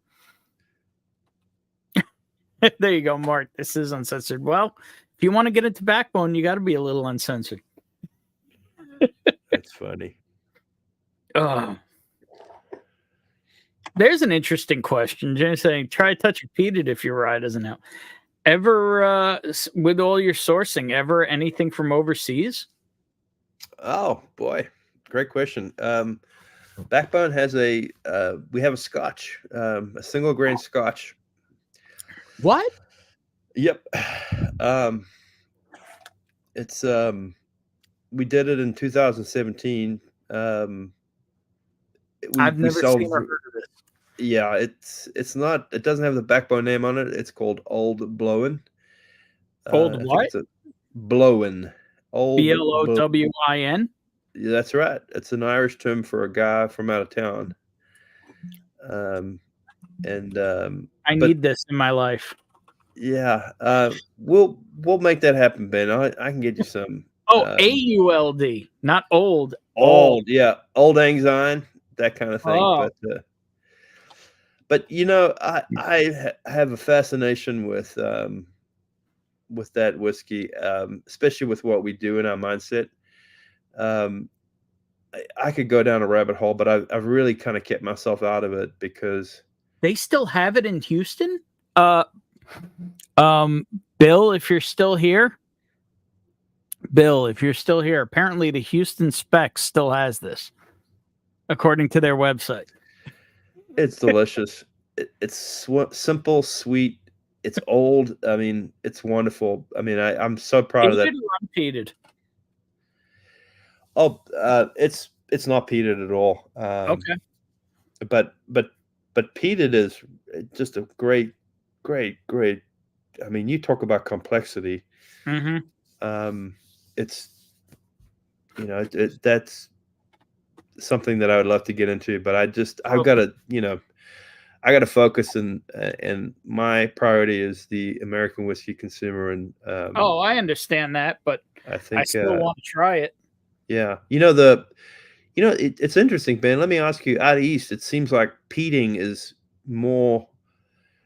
malting is more common in East whiskey making. I know Black Button, right? You know those guys? Mm-hmm. Yeah, I know those guys. I actually was do really close with their sales guy for the area, and Rocky, if you ever watch this, what happened to you? I don't know. He apparently had some issues and had to leave, and I don't know their current sales rep, but I've met their distiller, and he does he might be one of your barrel brokers. I'm just saying. Yeah. Yeah. But I think for the most part, I think just to sum up what my answer to that question is that I think peated is not traditional bourbon flavor. I don't think it's embraced by. I mean, maybe at least there's a following, or to some extent, but I think that I mean, look, I live in bourbon, the center of the universe. I mean, Indianapolis. People talk about Kentucky and Tennessee. I'm telling you, Indiana is. But I tell you, out of the three states, Indiana talks about OKI. That I is important. Right. The Indiana has the best storage conditions out of any of those three states. We have much better. We have equal seasons. Mm-hmm. We have a bourbon culture here that's. I mean, no one would know about it, but we don't have a lot of distilleries, which is probably why no one talks about our bourbon culture. But I'm in the center of the universe, and I just tell you that peated flavor profile isn't embraced. It's. Have you ever tried? Are you familiar with Kings County in New York? Sure. Yeah, I don't know if you've ever tried it. They have a peated bourbon. Yeah, I haven't tried it. I know of them. I'll make sure to bring you some. Yeah, I just think that's an acquired taste. It's to me, if nothing else, it's very unusual.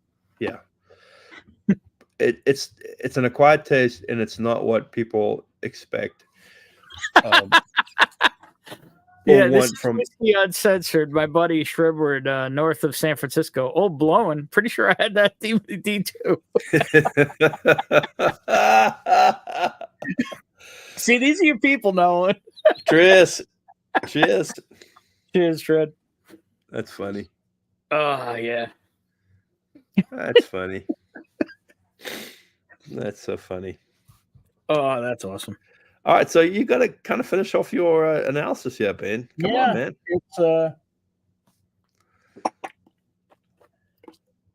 It's also opening up. There's something else in there. It's not just rum. There is something else in there. So, my buddy Bowler, who we were talking about earlier, Lee, he was asking what kind of cognac. So the thing I will say is a lot of people don't know Bowler is actually WSET certified in cognac. So I'm hopefully gonna see him in the next week for the first time. With paying respects to his family and all. So I'm gonna bring that because I want his feedback on what kind of cognac that was, because that barrel is one of the most special barrels I've ever tasted.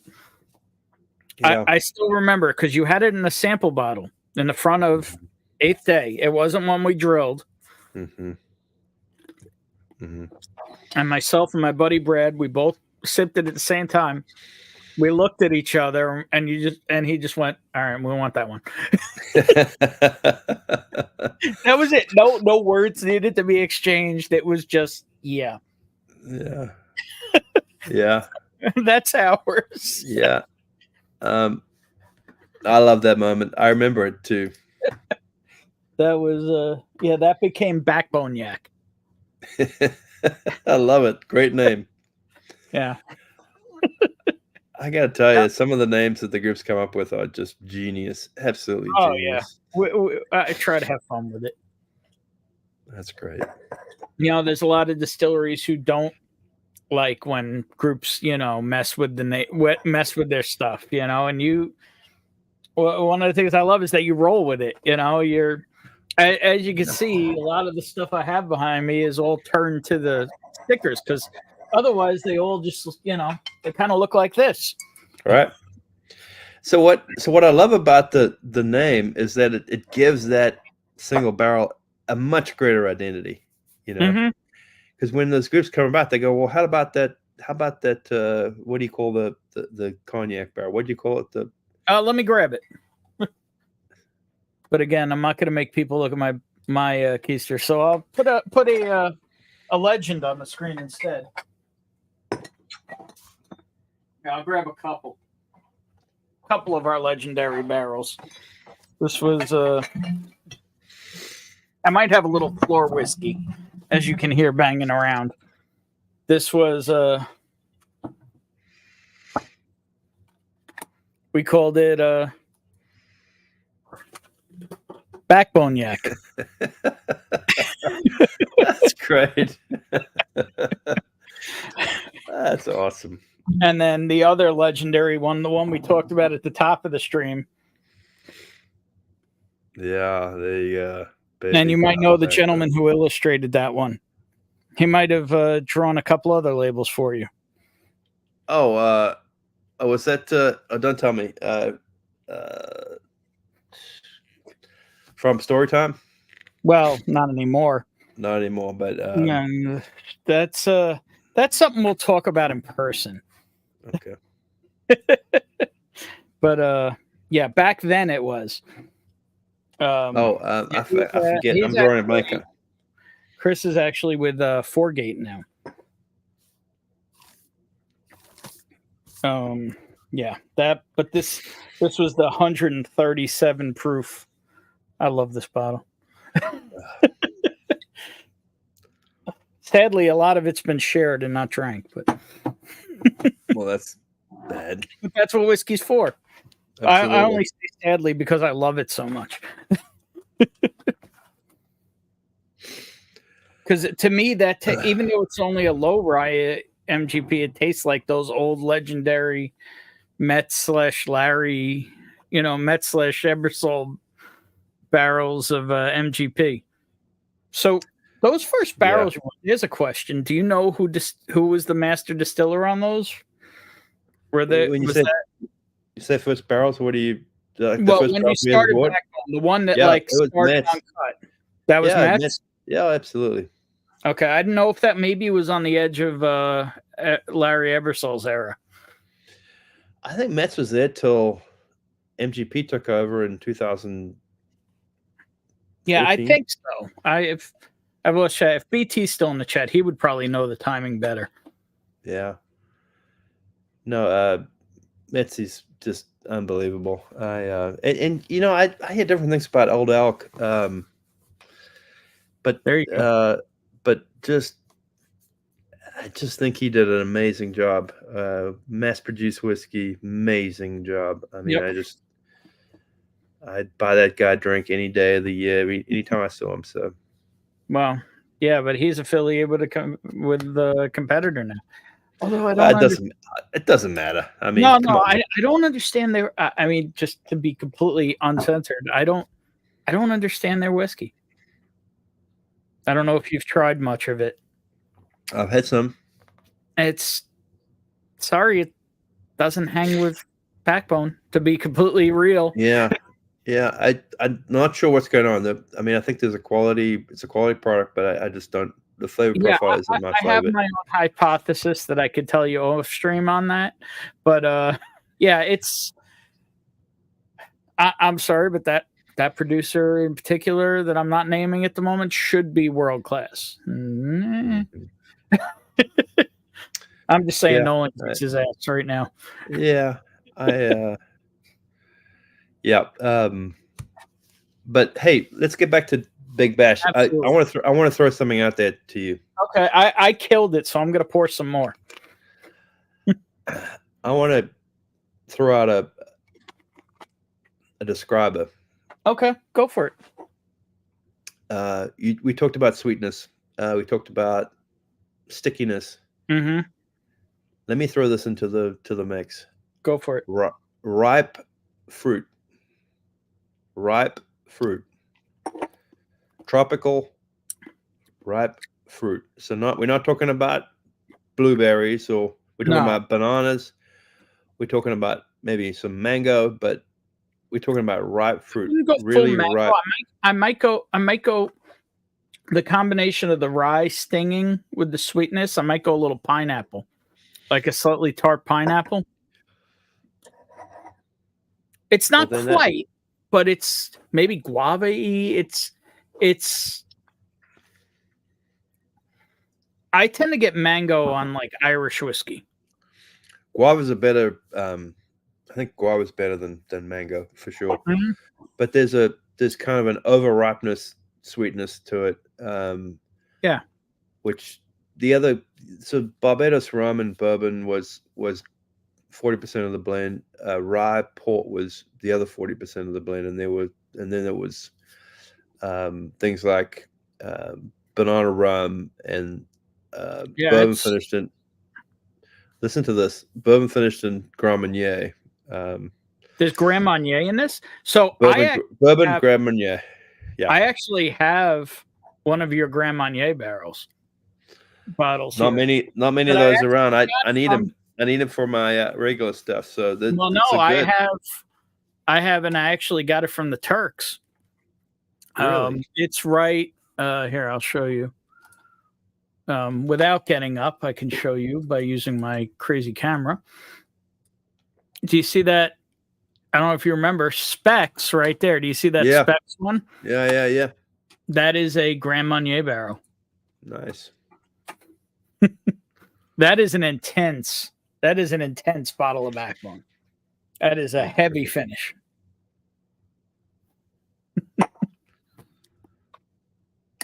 Although that Madeira one we got from you was unbelievable. Yeah, Madeira's been hit and miss. I mean, we've got some barrels in there that they just don't taste like what you guys got. But that's the beauty of it. Nolan will have an absolutely stunningly delicious barrel, and you taste it, and we're on it, and he says, "Okay." He doesn't say no. He doesn't say we're keeping that to blend with something else. He goes, "Okay." No. Yep. That's what it's for. I got others. So, yeah, but I just think. Hey, what's up, Gary? Guango. Guano. No, it doesn't taste like guano.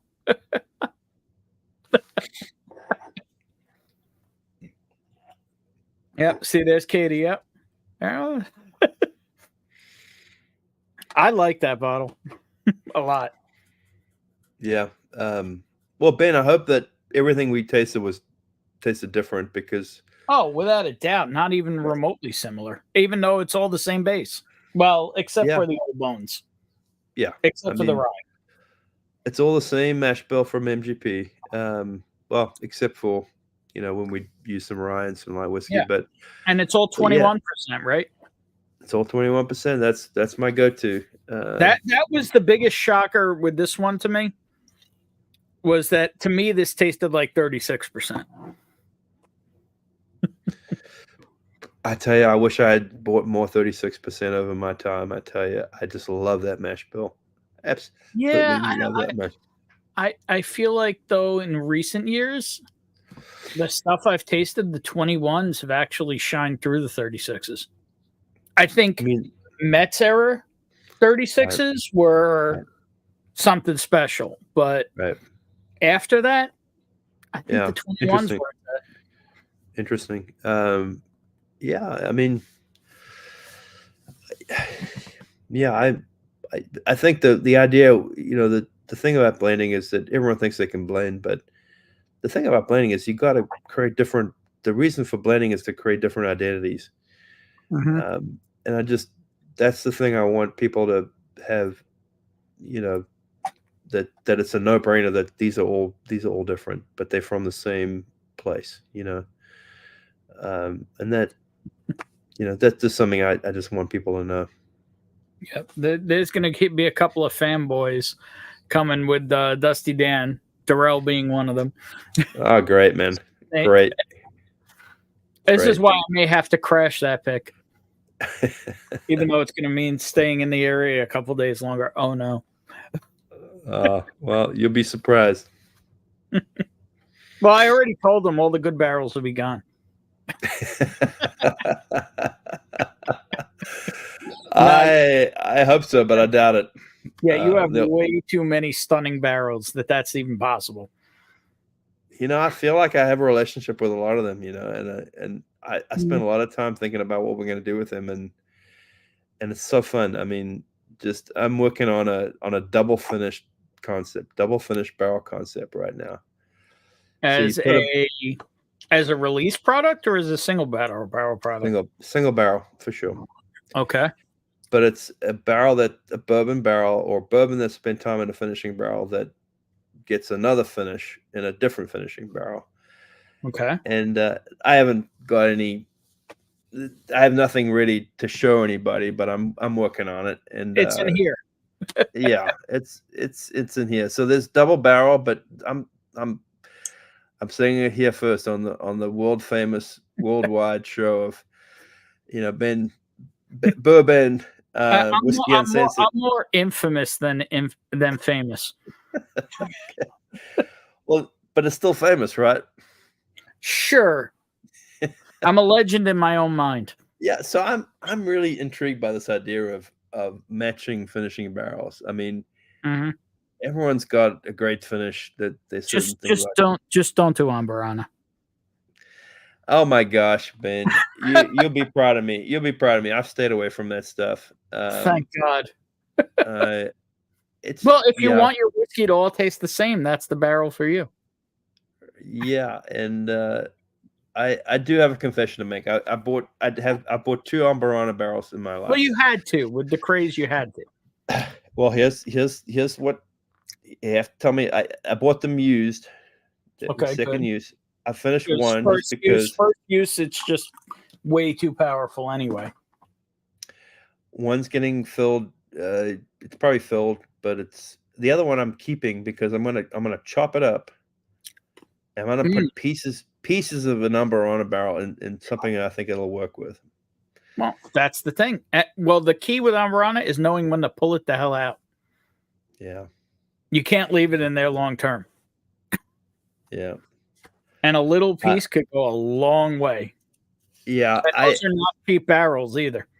No, they're not. And these used ones were pretty were fair, but yeah, that's the kind of thing that it almost, because it was so popular, it almost didn't appeal to me. Because it just seemed like a layup, and I don't know. If you want your whiskey to taste like apple cinnamon, that's the answer. Yeah, and it's the thing about it is, and this is a wholesale distribution mindset, is that you want people to you want them to buy one bottle, but you want them to buy a second bottle too. And I just don't think that stuff is let's buy a second bottle. I mean, maybe so, but I'd rather have whiskeys that people want to buy multiple bottles because they just think it's great and they want to drink it every day. I don't have any bottles of Backbone. I don't have multiple bottles. Not at all.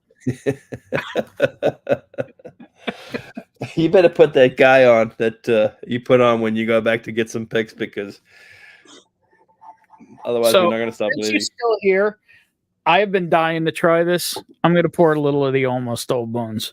Great. I'd love you to. So, Because I've been boy, dying to this. So last year was a really tough year in the bourbon business, and we're trying to make an impact. And I came across this stuff that was in totes that was 9.5 years old, and like, come on, man! I mean, really? Like, don't you know the dividing line between 9 and 10 years old? And we tasted and we thought, oh, this is fantastic. Yeah, 9 is cheaper than 10. That's the answer. It is. It totally is. But man, it's really, really good whiskey, and we just felt like we bought a tote of it. When I say a tote, it sounds really unromantic, but no, this community is very familiar with totes, and we are not opposed to them at all. I love that. I know that I'm going to get the yield. I love that I know that the proof and stuff like that. And you can be creative because you have hundreds of gallons of it. Yep, exactly, exactly, and. I mean, granted, I'm the guy who just wants to put a straw in it, but. Well, I'm gonna have some more totes in here, and you better bring a straw with you because we're gonna be able to taste some stuff out of a tote when you come. So again, and if you don't bring straws, then shame on you. But I'm serious. If you bring straws, we'll literally be able to drink it out of a straw. Oh boy! Okay. I gotta try this. Cheers. Cheers, but. We didn't know what name to call it. The closest thing we came up with was Old Bones, but it wasn't Old Bones. And we thought, maybe Old Bones is 9 years, but we thought, no, it's 10 years. So, wow, it wasn't our best name, but I think that's whiskey. Oh, it's totally in line. It's the thing is it's no to put it the only way I know how. It's no bullshit. Mm-hmm. It's exactly what it is. You could have kept it to 10 years and raised the price on it. But instead, you said, it's almost. It should be under $100. I mean, wherever you find it, there's not a lot of it, but wherever you find it, it's on shared pour, by the way. It should be about $100. Well, lots of this community ends up getting through shared pour because of the picks that a lot of other channels do. So, right. And I love that. I just love that. That's how we connect much more directly with the people that love Backbone. Mm-hmm. I love Shipwell or that concept for sure. So I'm going to tell you what this reminds me of, and it's kind of interesting. And it is what the whiskey is, but it's younger than what the whiskey is. It kind of hits right in the wheelhouse of 1792 12 year to me. Nice. That's good. That's a really You're good. only at 9. Only. And it's an obtainable whiskey instead of something everybody walks. Oh, excuse me. I hiccuped. Wow. It's almost like I'm at Backbone. They're saying that last time I was there. I got a little happy. I love that place. It's going to be weird going into your new space. I'm going to say that. Because, in my head, I know what it is to get out of the car, walk into 8th Day, go sit at the bar. You know what I mean? Like that experience is in my head. So it's, I have seen the videos, and if you want, I could show the video, but we've been talking long enough. I could always show it later or whatever. It's like that whole, it's going to be a new experience this time. And my head hasn't fully wrapped around that because I've loved that experience I've had. There was actually only one other distillery that's ever held a candle to you. And I've been to almost every major distillery, including Turkey. And done a pick and met Jimmy on the same day. And his gigantic eggplant. But anyway. And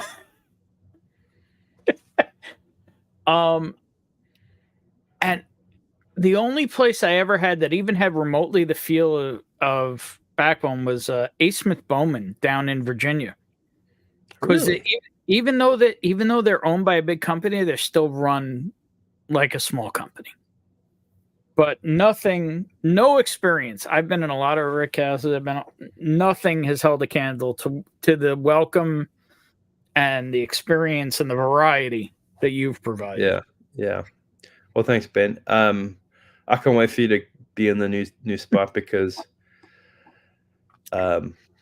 it's several notches up from what we had before. So if you had a great time before, great. I know what it is to come meet Nolan.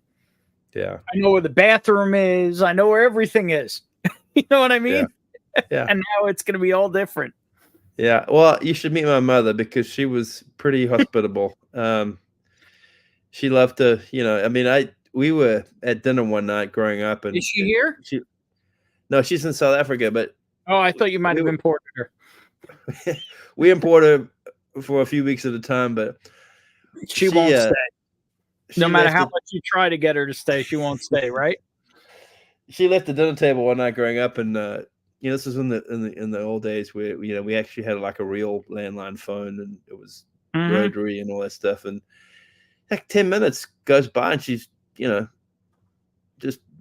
not back at the table, and we all finished our dinner, and we're about to start cleaning up, and she comes back, and we say, "Mom, what? Who was it?" She said, "No, it was the wrong number." So she talked to her. She was talking to him that whole time. I understand that. So I feel like I'm my mother's son when I host groups. I just look at this. They gotta have. If they don't have a good time, then I don't have a good time. So, but your place is my place. You come to my place. Feel like you're at home, and it's a home away from home. It, like I said, it bar none. I've been to all the big boys at this point in my whiskey career, and nobody shows you a time like Nolan does, and I'll tell anybody that. There you go. Trevor just poured his Uncut batch 20. Goes great with watermelon high noon.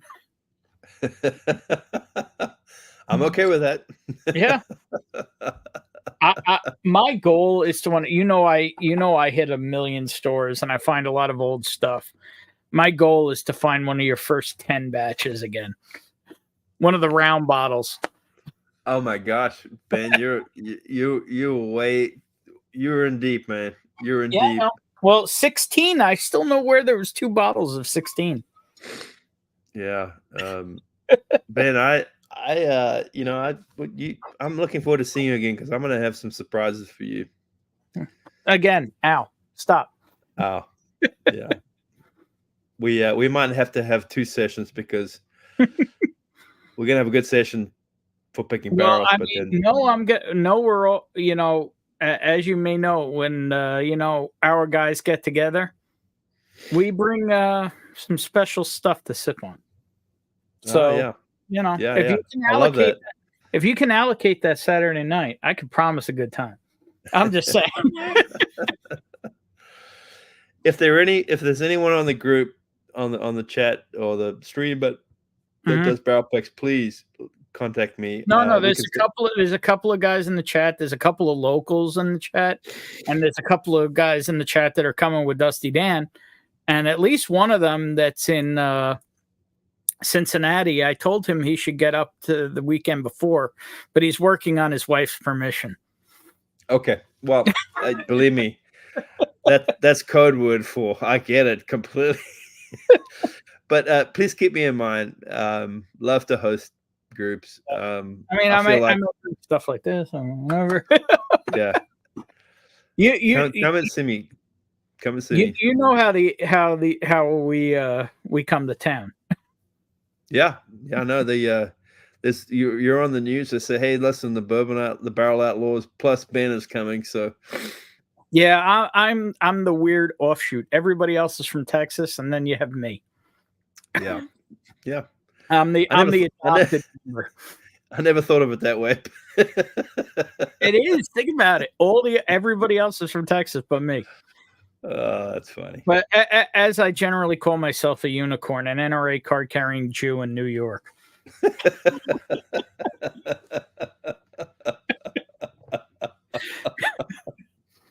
They don't make, I know I'm a bit of a broken toy. You know what I mean? Well, embrace it. It works, Ben. I do. That's welcome to Whiskey Uncensored. Yep. Nice job. Anything Ben, else you want to cover? I think I think I'm ready to hit the road here. But this has been great, and it's been an easy. However much time it's taken, it's been wonderful. And great questions. We more than doubled the time you anticipated. Well, yeah, that's because of you, Ben. You made it interesting. Well, I'm but glad I also you had a didn't. good time. But I didn't want to make it. I didn't want to have to. Bore you. Gary, can you be in Indiana on April 5th? Just saying. No, he actually has his own. I'll show. Well, here. You might have heard of this whiskey company. The person I just highlighted, Gary, he has a little group called the Poor Nerds. Nice. Nice. He might need to get to know Nolan as well. Please do. Please do. Of course. Hey, I don't keep it all to myself. I wish I could, but I have too much. I have to share it. That's bourbon culture, man. Absolutely. Like I said, bourbon karma is a real thing. Absolutely. I like bourbon karma. I'm going to use that for sure because I didn't originate it. I just believe in it. Yeah. Because some of the crazy bottles I have and some of the people in this community and even yourself who will actually take in a crazy fat guy from New York, you know what I mean? It's but Ben, we've had so much fun together. I mean, absolutely. And we will have more fun together. So, Mm-hmm. Well, like I said, whatever barrels with dust on them, you've been hiding in the back, Well, No, you don't hide anything. I hope that if we start to, if it starts to seem similar, then you just have to slap me in the face because that's not what we're about. We gotta. Well, I mean, think about what we've picked with you. We had the cigar blend that's over there, your first barrel of Armagnac, that Madeira, which I actually don't have at the moment, cognac, double barreled. We've had many different expressions, and then just a couple of just beautiful old barrels of MGP. Yeah. We've gotten so many things from through you and with your hospitality and letting us spider monkey up pallets or whatever. Yeah. Not that's me great, man. Because I don't do that. I mean, I could try, but it won't end well. Well, Ben, if we felt like we could go in a different direction before, now we can really go in a different direction. I mean, we can really go in a different direction. So hey, I can't wait for you to sad about that. Oh, geez, I tell you. I hope you've seen the barrel tasting video, but do you want me to show that? Sure, absolutely. Well, you know what? We'll do that to close out your segment. I may do a bit of. So what I generally do is I'll do a portion, either a tasting or a sampling or a flight, and then I generally open it up to I let people come in and hang out and do kind of an open bar kind of style.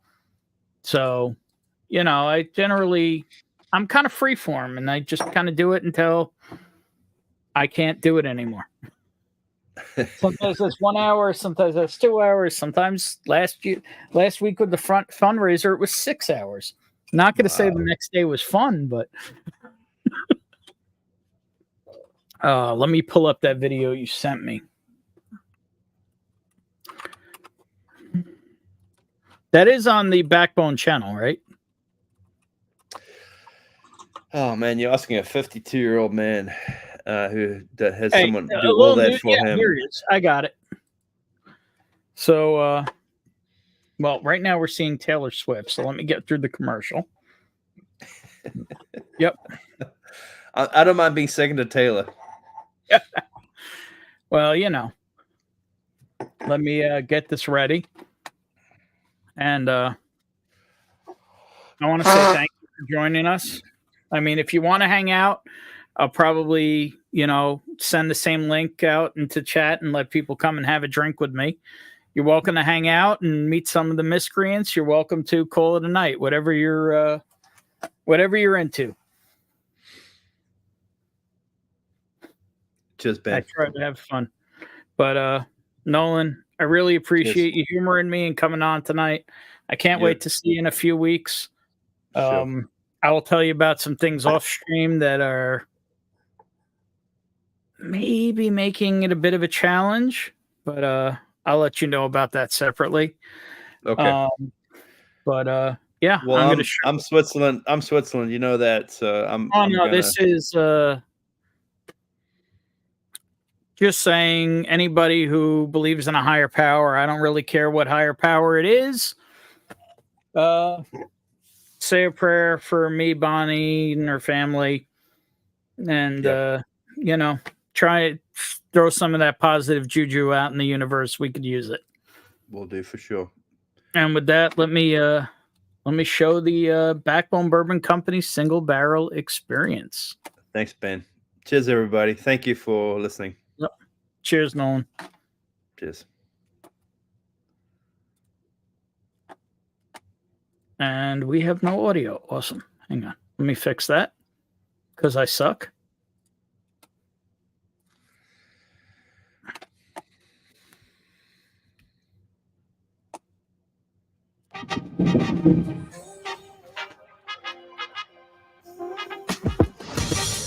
Welcome to the Backbone Bourbon barrel tasting experience in downtown Indianapolis in the early days of the Whiskey Trail in Indiana. So what makes Backbone different? We do a lot of rebarreling of our base whiskey. This provides a ton of complexity, which allows us to craft proprietary whiskey. Our barrel tastings offer a wide variety of choices and a great experience that you'll remember and want to come back for. With access to hundreds of barrels that we can drill into, we can find what you want. If you are a whiskey group or last account inside Indiana or outside of Indiana, this is a barrel picking experience you cannot afford to miss.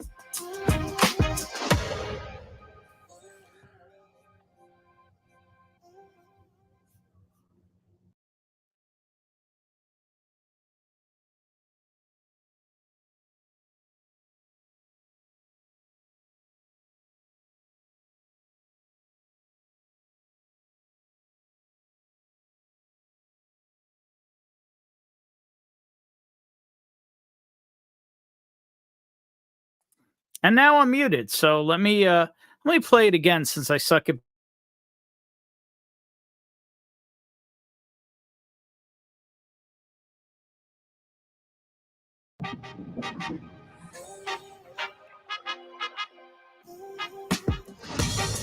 Welcome to the Backbone Bourbon barrel tasting experience in downtown Indianapolis into the early days of the Whiskey Trail in Indiana. So what makes Backbone different? We do a lot of rebarreling of our base whiskey. This provides a ton of complexity, which allows us to craft proprietary whiskey. Our barrel tastings offer a wide variety of choices and a great experience that you'll remember and want to come back for. With access to hundreds of barrels that we can drill into, we can find what you want.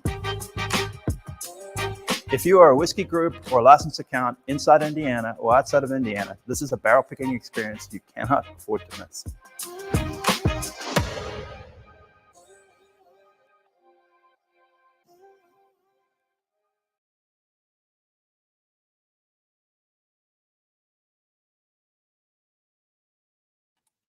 And there we go. Nolan's gone. But I have dropped the link in chat. Giveaway is still going on. I'm giving away a bottle of the Backbone Bourbon Decade Down. Show it off again. Their most prestigious product. I'm also going to give away a flight of single barrels. And not like I'm behind in shipping or anything, but you will get it eventually. But I've also put the link in chat if anybody wants to come hang out. And we'll probably run the giveaway shortly. And if nobody wants to hang out, I will just read everybody telling me that I have no sound in chat. Yeah, I know. I suck. But it is what it is. I hope you all enjoyed it. Nolan was real. That's why I love going to Backbone. He's as real as they come. he will. He straight up said, "Don't taste this," because he's like, "This isn't gonna work." It's and he'll be like, "I think you're gonna like this one," and then we generally taste it, look at each other, and we're like, "We need to buy that barrel." It's an unparalleled experience, is what I would call it when you go to go to Backbone. I've picked at Wild Turkey. I've picked at Buffalo Trace. I've picked at A. Smith Bowman, which is the closest thing I would say from a big distillery that what do you call it? That I've had a small distillery experience at. Picked at Kings County. I've picked at Starlight. I've picked at Heaven Hill. I mean, I've been blessed that I've gotten to do tons of picks. But literally, if you ask me one place I want to go pick it, it's Backbone. One is I love MGP, and two is the dude just, there's nothing like it. And speaking of nothing like it, we've got Mama Bear herself. Cheers. What's up, Katie? Hey, how's it going? What? It's probably me. Am I Is echoing? that like Christmas? Yeah, I forgot it. So it's up high. So we forgot it when we took down the Christmas decorations like 2 months ago, and I still just forgot about Screw it. Christmas Yeah, all but- year round from the Jew. Yeah, it's gonna come down. I noticed it one night we were on a stream, and I was like, "We forgot that." But yeah, it was great to have a Nolan on tonight. Y'all did Yeah, an awesome and, job. and just so everybody knows, he had originally told me let's keep it to an hour. Yeah, that Well, didn't happen. 2.5 hours later. Yeah, Which is exactly. awesome. Yeah. Yeah, it's. I mean, as a self-proclaimed MGP whore, there's nothing like Backbone. Oh yeah, some of those Backbone picks are just incredible. The one that Grand Marnier that you talked about, it's intense. It's good, It is. but it's intense. Like, You know who actually loves that one? My cousin Ethan. oh, that's funny. He loves that one. Hey, Yeah, I know. power to him. Maybe it wasn't your cavity, but it's got a good home. Yeah, no, that's what's the important thing. We've picked up As some Nolan other said, there's Backbone very pins. few that have a Backbone collection like I do. But I that's know. because who else has high-aged MGP that you can actually afford? I mean, even Nashville Barrel, it's a little on the pricier side of things. Backbone. Yeah, I mean, when you talk about the average price of a Backbone pick, what are you talking about? $60, $70 Yeah, versus somewhere in that 100, range. 120. Yeah. That's the other thing, and we didn't even approach that at all tonight, is that he keeps the costs reasonable. Yeah. Yeah, that's awesome. I can't wait to get our hands on more Backbone picks this year. Well, you're gonna have your own. I know. That'll be exciting. Plus, then we'll have yours, and I don't do Backbone picks. I don't know what you're talking about. I heard you. I Which could go ones do you read. have? Just You have the cigar, right? I have the cigar and I have Madeira Man. Those are the only two that What's we funny have. is I don't have the Madeira right now. Oh no. Brad still has mine. But yeah, that pick sucks. That was another one. The Madeira finished MGP. It was a 7-year MGP finished in Madeira. And me and my buddy Brad, we just sipped it. We looked at each other, and that was it. It was done. Yeah. I can There was imagine. no other talking about it. I can imagine. Now. But I mean, we're everybody excited. else on the pick team agreed, but like it was already a done deal before we even uttered a word. Like, Yeah. Well, and He- the fact is, you're going to be able to sell it. Like that's the other thing. that's Like- that. I mean, that's. I mean, granted, I don't do a dollar on any of that. That's all my buddies' Oh, for department. sure. But wow, I'm a little messed up on MGP. I'm gonna say. Where's your other half? He's outside smoking a cigar and he was working on the van. So he's smoking a cigar right now. It's raining like crazy outside. So we, So what's he doing? Just so you know, Drifting Drams has their own drifting van now. And I they may know. be drifting into your hood. You never know. You never know. He was putting up the distribution panel earlier for some of the Okay. wiring and stuff like that. He wanted to get it mounted. So it And was so- done. yeah, so it was done. So that's You got the new inverter. it comes in tomorrow, hopefully. Okay. So, So you want to be Hopefully- ready for it. yeah, hopefully the little brown truck actually delivers it. So Mm-hmm. Oh, I know the feeling. Funny enough, the purple truck delivered another backbone pick today. oh yeah, Nolan was talking about. Yeah, that That's is funny. that one right there. which one is that one? That is a mythical pick. John Kranz would know that pick. Oh, It's nice. and basically a purely MGP pick group. Well, probably 90% MGP. Me, because I don't want to get up. You're Where am I? Nope. Oh, there's the flux capacitor. yep. There it is, next to the Redwood nice. Empire. Okay, And my decade down is that one right there. that one, the one that's signed. Mhm. Yep.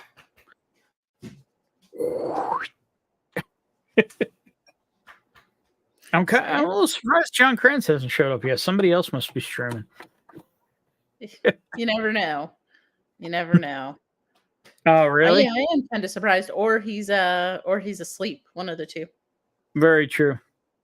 But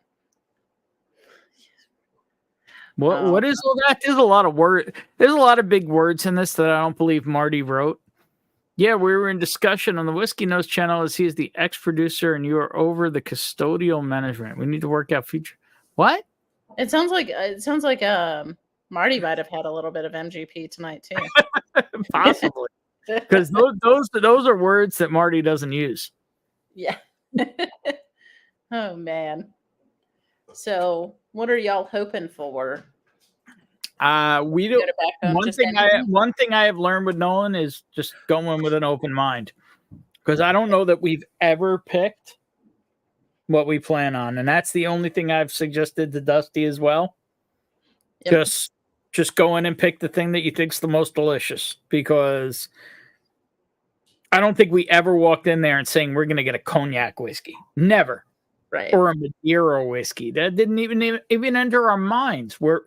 I will say my buddy Brad's also a very big MGP guy, so it's like you would never think some of the things the one I was showing earlier. What did I do with that? Here it is.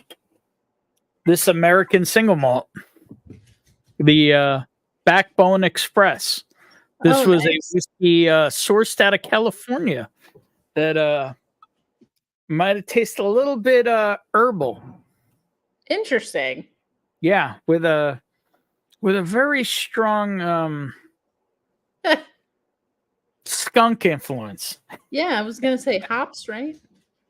Sure. 5-leaf hops, sure. Yeah. So something. Well, I still remember we all tasted it. We're like, you have to bottle this now because like we don't know what it's going to taste like in the future. We don't even know if we like it, but nothing else is ever going to taste like this, so we need it. Yeah, that's when you have to just say bottle. Oh, it look now. at the bourbon engineer. Holy mackerel, that lady on screen is the same lady in NBC Sunday. Yeah, we had a Cheers. good time on Sunday. Yeah, I totally thought that was another pick. I texted Katie. I didn't know you were doing another pick. No, I wish. I can't wait to get back over there. They got some special barrels right now. I tell you.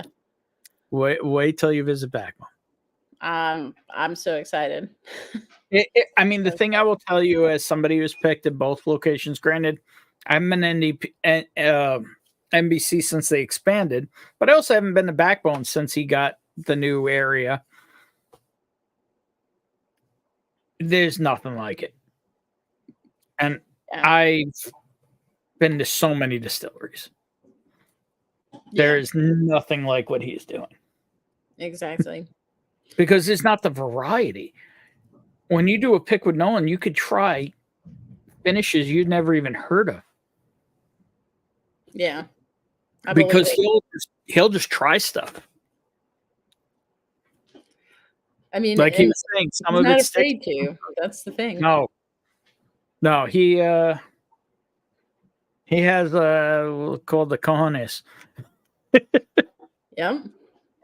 We'll go with that.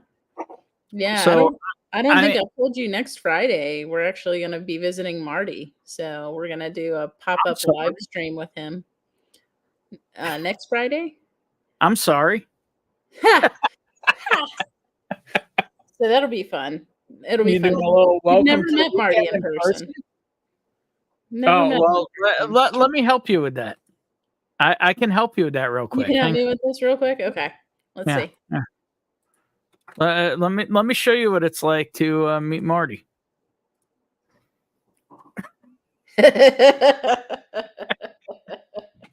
Oh, that's great. Oh man. I'm really surprised nobody's joined tonight, but I guess there is probably some other things going on, maybe some private streams going on. Maybe so. Whatever. I mean, I had a good night already. I'm a little tipsy on MGP. Hey, there's nothing wrong with being tipsy on MGP. No, I think I'm going to try the last expression I didn't try that he sent me. Which is? These, by the way, these little sample bottles, I will say, Nolan had his social media guy, Sam, send these to me. That's awesome. And goddamn. The only thing better than MGP is hand-delivered MGP that you don't expect. Hey. So I'm going to try the only thing I didn't try tonight, batch 1 of the Old Bones 10 rye. Oh, interesting. Because it's here, so why the heck not? Might as well. We have I don't know if I've told you, we have a Bone Snapper rye. I think I did. It's called Rye Cab for Cutie. It's very good. Yeah. It's a single barrel that's been around since I think 2020. And hopefully we'll see. The store had been holding on to them for a long time. We typically will buy them when they're doing like allocated raffles or something like that. Because if you buy a store pick, then you get an entry in there. Wait, what pick was this? Sorry, I'm a little high on MGP. No, you're good. It's a Bone Snapper rye. It's called Rye Cab. So I actually own no Bone Snapper picks. None. So the next time you go there, grab me one. Yeah, I'll grab you one. Because I literally own no Bone Snapper picks. Yeah. I own Backbone Prime. I own practically every freaking finish he has. Every expression. But I do not own the Bone Snapper rye pick. Well, and you found some like ones that are sitting on shelves for a long time. And stuff like that. Last time I was in the store, there were still 2 more sitting there.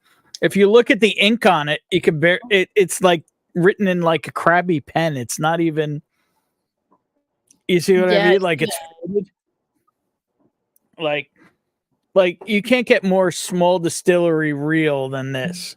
You know what I mean? Yeah.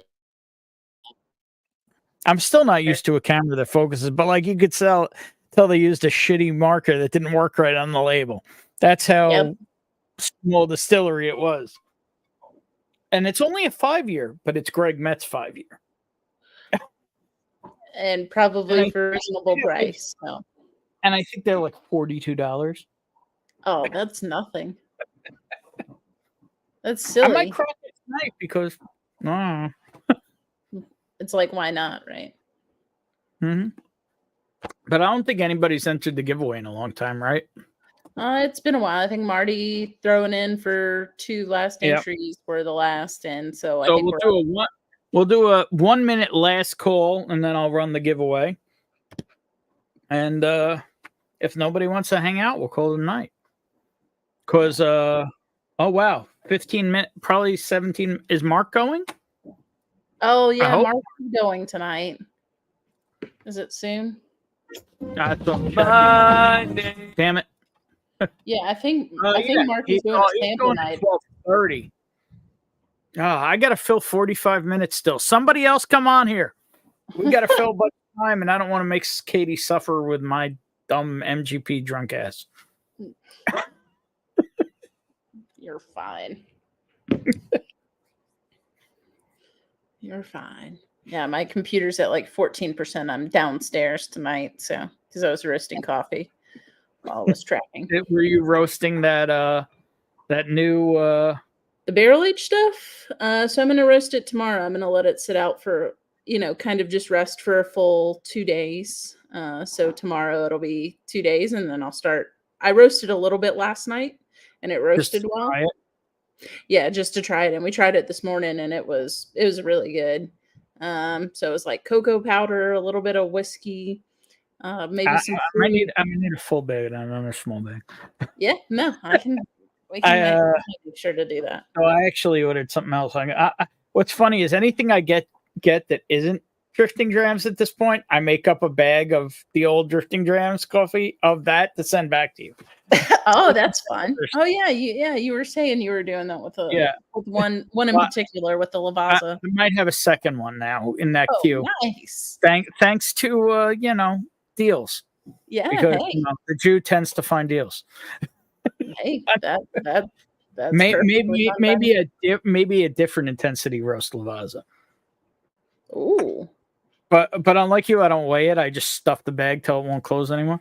Yeah. That's what I do when I'm like putting bags together for you. I'm like, I'm not gonna weigh this out.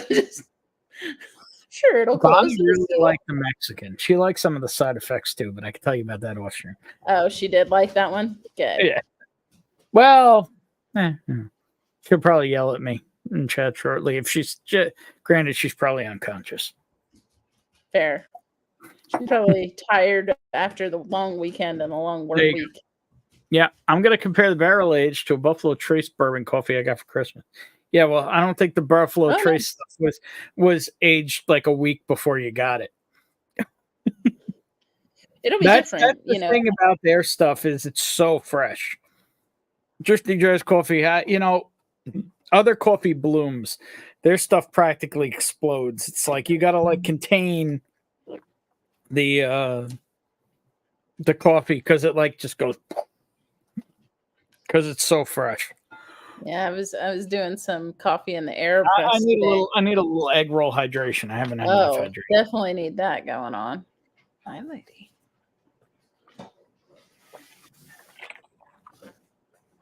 Oh, all right. You sent me this link, but how do I get it over here? Hang on. I can put it in private chat now. Hang on. That would be helpful. Yeah, no. Now that I'm on, I can put it if you have an easy way to do it, because my brain's a little. My brain's a little MGP-ified. Yeah. What do you mean, Ben? Uh-oh. Speaking of MGP-ified, the man, this man makes. If I didn't look like a doorstop already, this man's so gorgeous. He makes me look worse. What's up, Darrell? Oh, hey, Darrell. How's it going? So if you weren't excited for Backbone before. Yeah, man, I was pumped. That was a good stream. Man, I was there from the start. But he's just so genuine and real. That's what I love about him. Yeah. That's why I get along with I said it during the stream. I don't understand why this guy likes me, but sure. I appreciate it. No, yeah, he seems pretty cool, man. No, he's the real deal. He's the South African Jimmy Russell. There you go. That's my nickname for Nolan anymore. I'm sure he's not watching, but if he hears this, I'm gonna call you the South African Jimmy Russell. Oh no, I'm not tuned up on MGP at all. No. How many did you sample through? I know you kept pulling a couple different out there. 7 at least so far. Yeah. And you just put only 1 or 2 hydration breaks. Yeah. I've had a few hydration breaks. I'm 4 pours in, then I went too heavy on the stam pour. And what's funny is I'm looking at 7 Elijah Craig barrel proofs right here from my last stream. From the baller stream. Oh yeah, the baller stream. Yeah. I remember that. I drank a little bit of ECBP that day. Yeah. What's in your glass, Darrell? I'm just happy I found out that they were able to make all the arrangements and Baller's going home. So awesome. That's everything we wanted is being done. That's great. Nice. I got a haystack needle, Katie, a 12-year cab store Oh, nice. There you go. from North Carolina, I believe it is. Whiskey Witch Nation is what the sticker says. But yeah, good stuff, man. There you go. Jigs is exciting about what he won on the last stream. Excited. Yeah. Yeah, dude, it's addictive. I'm gonna warn you. You're gonna be a Patreon. Sorry. Drifting Drams also has a Patreon if you want monthly deliveries of hand roasted coffee. Just saying. Yep, that's the easiest way to do a coffee sub. So Wait, Cheech is here. Cheers, Cheech. whoa, Hey, Cheech. Peach has his 3-year channel anniversary on Saturday? Yeah, tomorrow Yeah, night. or tomorrow. You're in Tuesday, Cheech. Tomorrow night, 10 p.m. And I believe at 9, somebody else is going at 9. On Saturday? Friday. Tomorrow night. I messed up tomorrow. the days. Yeah, tomorrow's going to be a rough work day. I'm just saying. Because I didn't take any pre-stream Oh shit! Like Relievers. prebiotics, not prebiotics. Well, I've actually been looking into that because they wanted to sponsor my channel. Legit, I got sponsorship offers, and I'm sure you guys have too.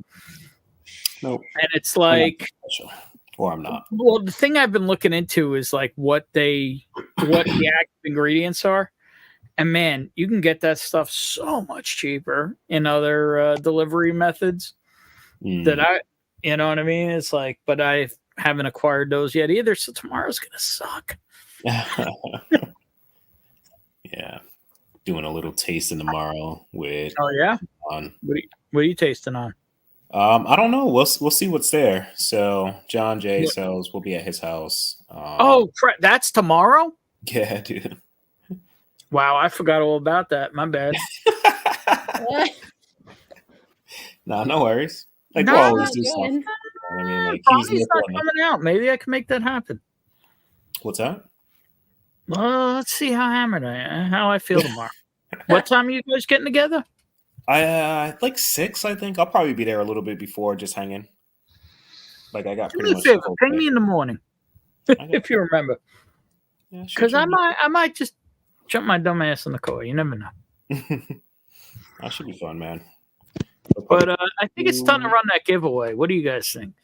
Sure. Do it And up. my computer's about to die, so I'm gonna have to hop off after the giveaway. All right, so let me set this up. And thank you to everybody that entered.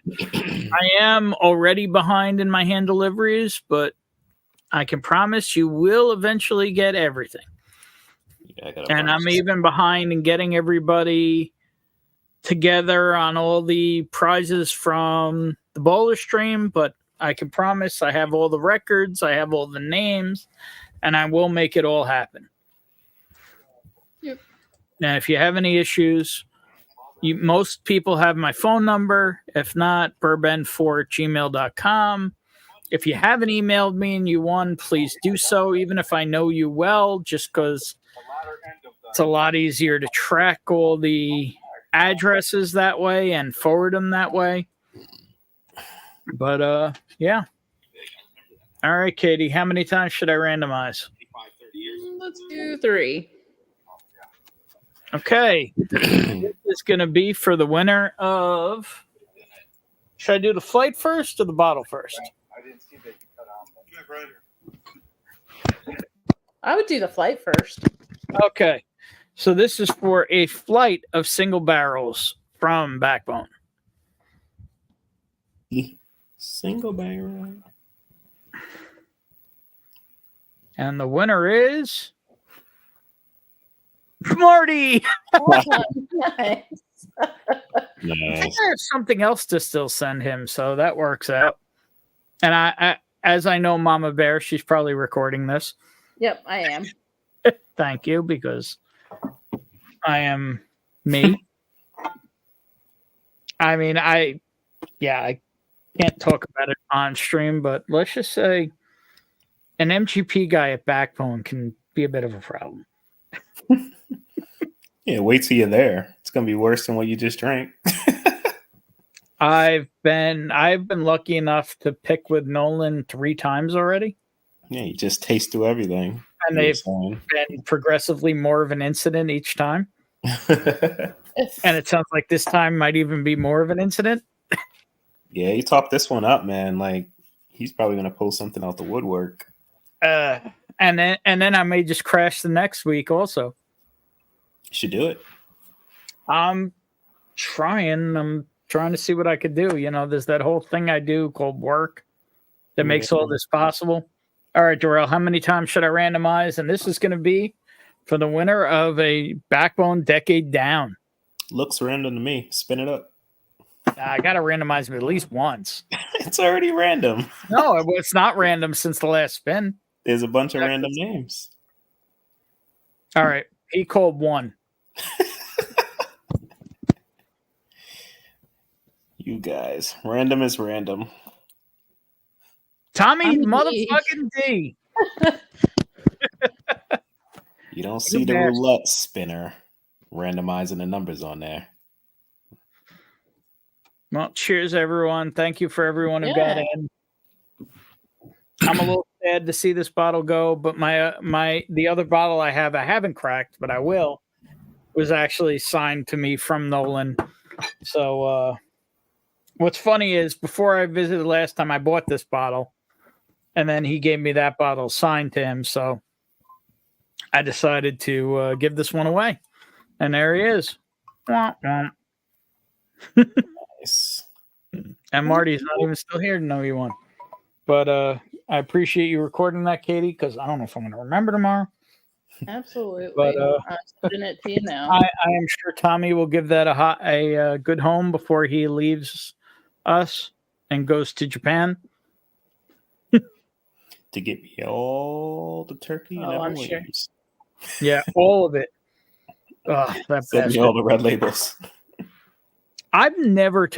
I got to talk to you because I want to do an Evan Williams stream. I got to talk to you if there's anything left. I finished it like 2 weeks ago, dude. Oh, Yeah, I threw it on IG. I was like, oh, it's so sad to see it go. I do know somebody that has a bottle. All right. As soon as I said it. Well, believe it or not, the hardest thing I'm looking for right now, and you're gonna laugh, and I've hit a lot of hood stores lately trying to find a bottle, is an Evan Williams green label. I only own like 2 Evan Williams. Well, yeah. I don't Well, know. What green label are you looking for? I like Evan Williams, but ever since this bottle, my love of them has been rekindled. What green label are you looking for? The original 80 proof green label. Yeah, I don't even That's know. been discontinued for like 5 years. Oh, then I definitely haven't seen it then. Okay. Yeah, before there was the black label and the green label. The green label was 80 proof. Believe it or not, there's supposedly a lot of it around Tennessee. I want to say Ethan picked it up somewhere. It's like a $10, $12 bottle. We're not talking about money. Right. I want to say he showed it to me. He was like, what is this? Where were we? Believe it or not, the most recent place I saw it was on a shelf in a diner in New York. Like of their crappy whiskeys and stuff that they mix with. And it probably had the same bottle for 10 years because nobody orders a drink in the diner. Okay. I was like, I'll look and see. I want to say Ethan saw it last weekend at a store and was curious what it was. Yeah. If that's the case, then it was up in Clarksville. It's been discontinued for at least 5 years. Yeah. I mean, it was bottom shelf Evan Williams, like the bottom shelf of Heaven Hill. But I want to do like everything. I want to do everything from that to like Evan Williams 23 with this in the middle and see where everything lays out. Oh yeah. That bottle is really good. 23 or 21. I mean, that's not fair, but I've actually never owned a bottle of 12. Oh, the red. Yeah. Yeah, it's good, man. It's relatively like for like secondary costs, like it's relatively cheap. They're like 100. Oh no, it is. It is. No, and I'm surprised because it's pretty damn good. Well, the thing is, that's a shelf product in Japan. I know. It's like $40 or $50 out there. Yeah. It's ridiculous. Yeah, my buddy, a year and a half ago, that's when I got mine. There was somebody that posted on secondary 6 bottles for $600. So it was a case. Yeah, I think when you can get them at the if the only time they ever offer them at Evan Williams is if you do a tour. Yep. And they're like $150. Yeah, they're almost as much as freaking. They may be a little less, but like it's over 100. It's probably cheaper to just buy it at Neat. Is that in Kentucky too? Yeah, you never been to Neat? No, I've heard of it. Like I know they got like a crazy selection. I'm just. Oh, we gotta drag your ass there. Neat is very cool. Yeah. Is it Louisville or? Yeah, it's Louisville. Is it? Okay. They've got all of some of our money. Yeah. Yeah, I like the other one. Some you mean a lot. What's the one I went to? Well, Ethan might have bought a nice bottle last time. What is it called? Franklin Avenue? Is that the one I went to in Louisville? Franklin Avenue Liquors?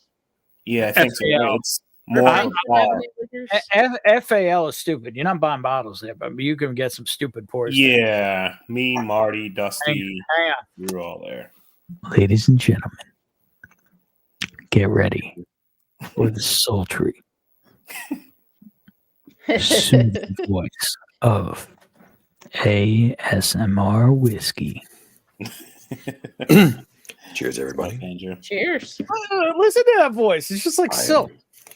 Yeah. I know. I hate to leave on that note, but my computer is like 4%. So Katie's like, sorry, Ethan. StreamYard's a hell of a drug. It kills everything. Yeah. You're not but yeah, plugged in. good to see you guys. I'm sure we'll see you this Thank weekend. you for everything as always, Mom. Absolutely. We'll see you soon. Yeah, y'all have fun. Y'all have a good one. Have a Night, good you night. guys. Night, Kitty. All right, so I am starting off with not good whiskey, but easy to drink whiskey. 12. Special reserve. As long as you don't pay too much for it, I don't care. I paid a little too much. It was the only bottle I've ever found, and All I right, wanted to try so- for myself, and I wouldn't do it again. Average shelf price here is $60 to $70 for that bottle. That's I got it for 50. Okay. That's not terrible. For your market, it's not terrible. However, if you want more of it, when I drive through Ohio next month, just let me know. No, not really. The other varieties, maybe. And I got to get my brother on the ball because he lives in Ohio now. And I keep telling him, I want the one with the red label. The red label. Yeah, they used to What be part of plenty. Ohio is he in? Akron. Akron gets antique all the time.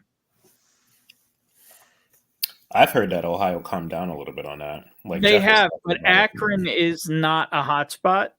Akron, like if you check OHLQ, one of the few spots you'll ever see that says some stock is Akron, Ohio. Gotcha. But since this gorgeous man's here and I've been on a couple hours, I got to go take a little sabbatical. I'll be right back. Understand. Oh, goodness. That is a Who's different that now, picture Marty? than you have. Wait, is that Talk Marty? amongst yourselves. I'll give you a topic. Backbone is neither a back nor a bone. Discuss. Oh, Jesus. Just good whiskey. And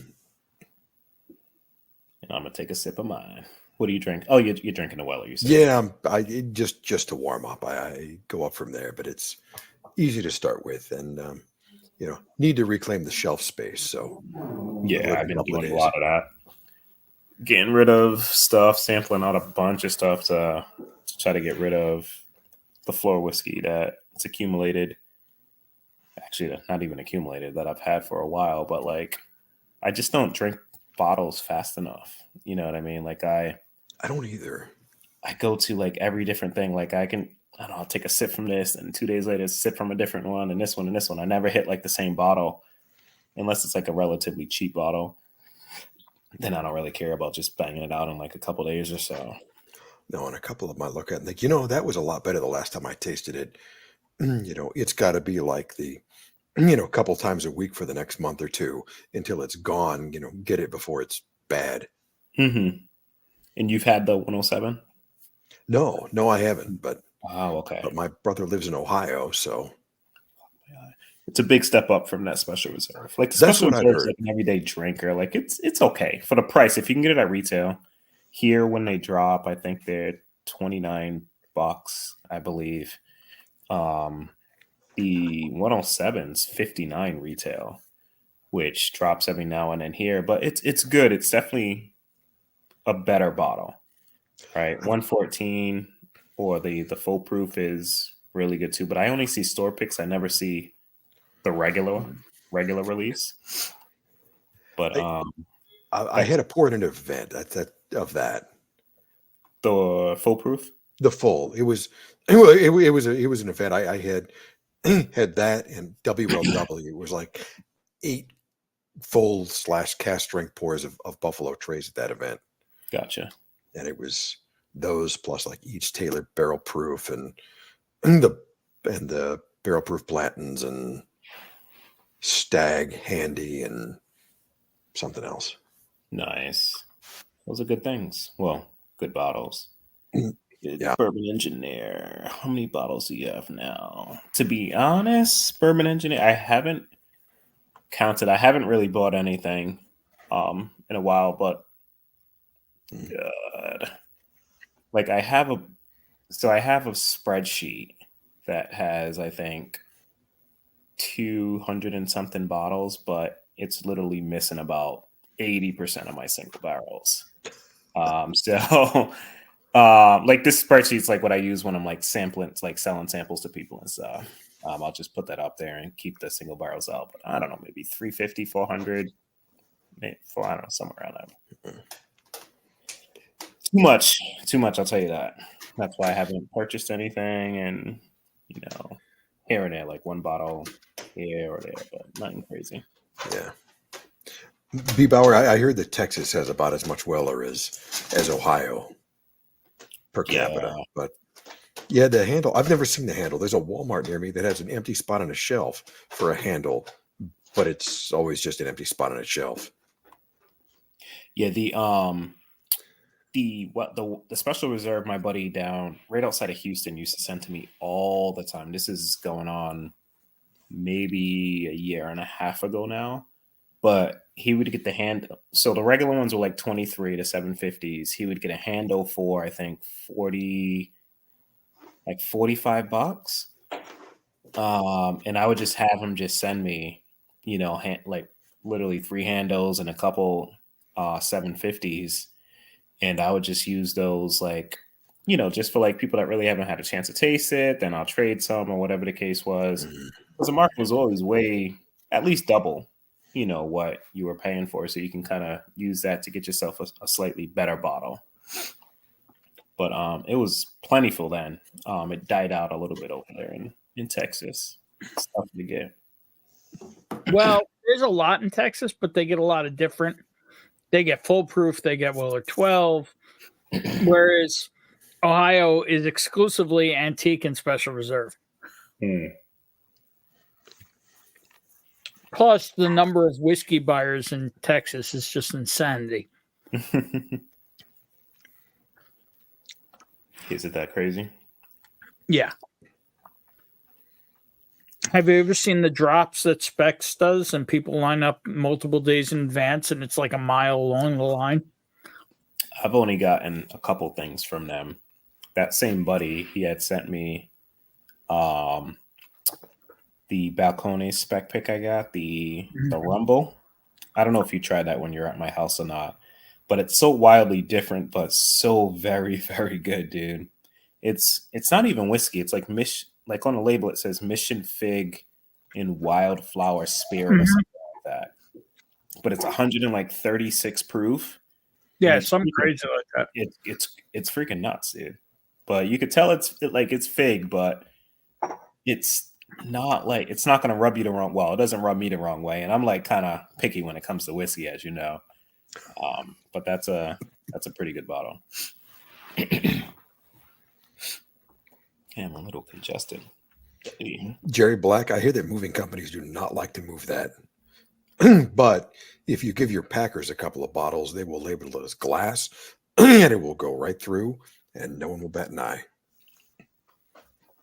What did he ask? I think No, he mentioned he's got to move a bunch of bottles. oh shit, yeah. Who That's said what that? I'm not looking forward to, dude. Jerry Black. Oh, that's right, because he's actually physically moving. Yeah, dude. But When I bought my bar, they had to hoist it through a window. They had to take my window out. Jerry, not for nothing, I wish I had 207 bottles. Ben, you got like triple what I got, dude. I got a lot of fucking bottles. Yeah. You have no idea. You haven't been here. You have no fucking idea. No, I just know what you told me. I just can't see it. But yeah, I've never really took a true inventory of what I got. Like I got a general idea, but still more than I can drink on my own for sure. Benjamin, if you do make it tomorrow, got to pour a sample of that Backbone that's like 130 something proof, whatever it was. I'll just bring the bottle. Well, or that, but yeah. So I got to look at traffic and I got to see what I wake up like. Because I had originally thought about actually going to Jersey part of tomorrow because I have some stuff there and I also need to meet with the Thrasher. But apparently he's got like major things going on. Oh, okay. And I completely forgot about the mass meetup. It's small. It's probably like five. The only thing I would have to do is I'd have to find a room. So I got to look. He did say there's actually like he said he had a spare room, like if somebody needed to crash. Yeah, but I don't want to be that guy. I don't know. Like I said, I'm gonna need a reminder in the morning. Yeah. And I'll see if I can make that happen. I gotcha. Well, I'll be there hanging out drinking. I will say this: nothing Backbone has is slow and proof. Because that trip to the bathroom was an adventure. Yeah, so all their obviously all the Uncuts barrel proof, but they do proof down some stuff, right? I think they proof it down to 110. That's the lowest they have, 110. That's the lowest I've ever had from them. Yeah. Okay. The Old Bones 15-year rye is 120. Backbone Uncut is what it is. It's usually anywhere from 110 to 120. Decade Down is 110. Big Bash is 110. Old Bones 10 rye is 110. The other Old Bones, I believe, or whatever they were. The almost Old Bones is 110. The Forge is 110. You might be noticing the pattern. Yeah. He don't mess around when it comes to proof. 110 is his low proof. The single malt that you had, that was like 130 something, I think, when you flashed it. Yeah. Was that bottle sealed? Have you had it before? Yeah, I was there on the pick. Oh wait, that was a pick that you did, the single malt? Yeah. Oh, there's okay. only 2 or 3 of these in the world. 2 or 3 barrels. Oh, barrels. There's only a couple. Yeah, this was 131 proof. Yeah, 65. And wow. it tastes like that stuff that this guy likes. Which guy? I don't know. Mr. Tie-Dye himself. Is the source, obviously? Do you know the source? All I know is it was a distillery out of California. Cali. I believe they're no longer in existence. Okay. Because he gets a lot of his stuff, he sources. So a lot of the stuff he gets is after places either if it's not MGP, it's either surplus or it's somebody who closed their doors. Gotcha. And that bottle right there is wild. I'm telling you right now, they're straight up Cheech and Chong notes. Oh, the wheat. Oh, yeah, that's kind of weird. It's wild. It's 100% barley. Yeah. And it's full on 100% Cheech and Chong notes. You think it was splicing barley with weed? It's a Look, hybrid. I'm just saying, we straight up asked him if it was hemp. Oh man. Speaking of, oh, he gone.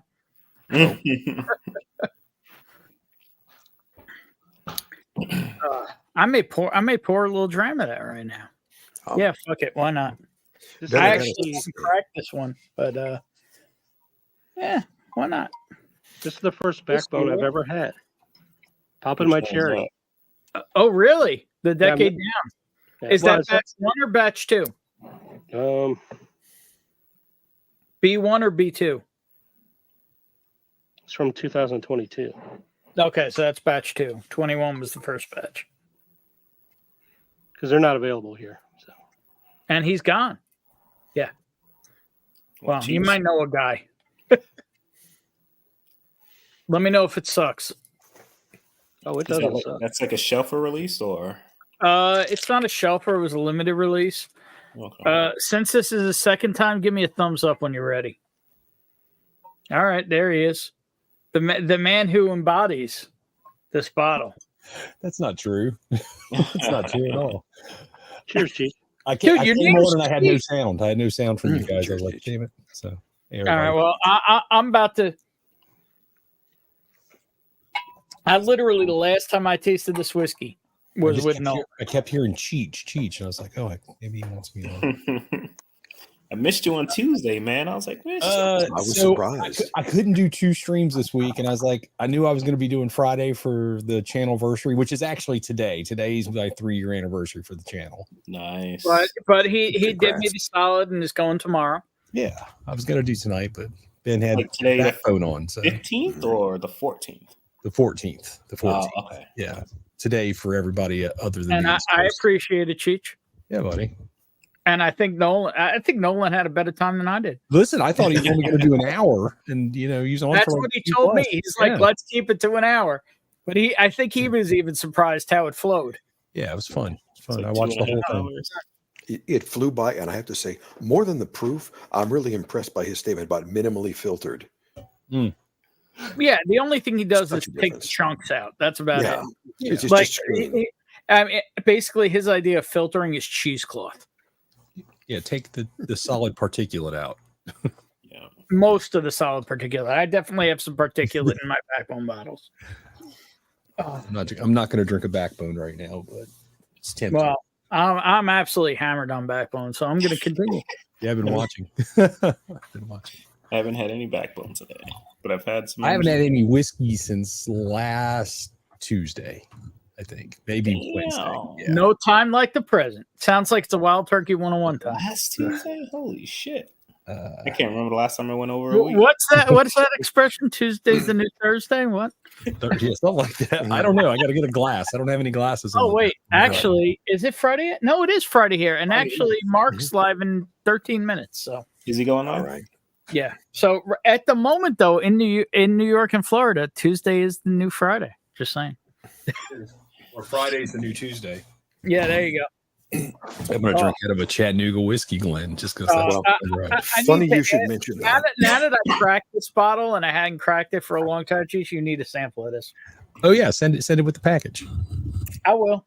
You might need to remind me because tomorrow might be a little rough. I got you, buddy. I got you. Just tell me the Here you go, yeah. Andrew. One of your favorites, one of mine too. Drink some more water so you can come hang out tomorrow. So the thing is that it actually mellowed because he didn't bottle it right away. Yeah. So it's like now the herbal greenery notes are kind of a secondary note. When we first tried it, it was like punch you in the face. Somebody was smoking next to you. That's weird. I have no idea what I'm going to drink. MGP. All this whiskey and none to drink. I'm drinking Redwood Empire. MGP. It's tasty. Do you have that? What? Redwood Empire. The haystack needles. I don't have a haystack needle, although I love haystack needle. Do you not have any backbones? Yeah, I've got backbones, of course. They just put away? Yeah, no, they're right there. I just don't want to jump in at like 121 proof. You know? Jen will do that. Jen will jump in at 130. She doesn't care. She'll go right at it. And I'm just like, I just went from 110 to 130. So, you know, whatever. I asked Navy to grab me a pour, like my first pour, like hours ago. And I'm on a game with some buddies, and I'm like, we'll see what she pours. Or grabs. Oh man, I just got that note. I just got that note. Here, I'll have some of this. It's like hang on. Oh, lost. That's just I gotta be able to. I gotta be able to go to the left with this whiskey. I gotta pass this whiskey to the left. Oh, I get it. Crazy. Oh man. Yeah, my daughter like pulled freaking bottles that were like 135 plus. I'm like, yep, nope. Keep those to the side. I'll grab some. She came back like 10 minutes later. She's like, Chris Blooding in the house. Is everything still rolling in the right direction, Darrell, without talking about too much? Yeah, as good as we can, hope for her. You know what I mean? I'll be as long as it's headed this way and not this way. It's more this level. way? Yeah, more level than anything. Like I was saying earlier, we could use some positive juju over here. So yeah, we'll be there at 11 in the morning tomorrow. Mondays and Fridays, every other week. The Bourbon will not be answering your wake up call. I might not be answering your wake up call.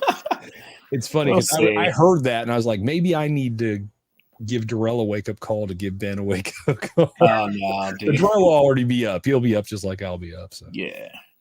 Well, the problem is like I put in the GPS where this meetup is, and it's a commute. And I'll drive the rest of the distance, even though it's only like an additional 30 minutes. It's a commute to you. Yeah, I know. I'm 30 minutes outside of him. Yeah, and you. Well, the problem is traffic is the question. You know, I got to get through New York City, and I got to get through I-95. You know what I mean? Like you could bypass a lot of stuff depending on the time. Morning, obviously. Leave now. Yeah, leave now. Yeah, I think the last place I belong right now is behind the wheel of a motor vehicle. Wait, Bonnie drive you. Auto drive. Yeah, you need a Tesla, buddy. Yeah, be good to go.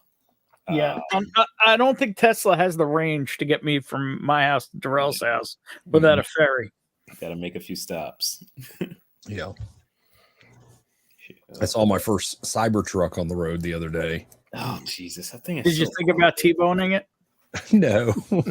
I hate how it looks. A little, what do you call it? A little, what do they call that? A little pit maneuver? It's visually challenging. Like you want to like it, but it's just like, I'm pretty sure the first thing I would think is I want to give that thing a pit maneuver. It's bigger than you think. That's the thing is everybody's like, oh, it looks like a small SUV. It's not. That windshield's like 7 feet tall. It's ridiculous. Like 7 feet of glass. It's way bigger than you think it is. Yeah, people are like trying to sell it for like secondary 175, 185. Retail is like 105, I think, for it. 195.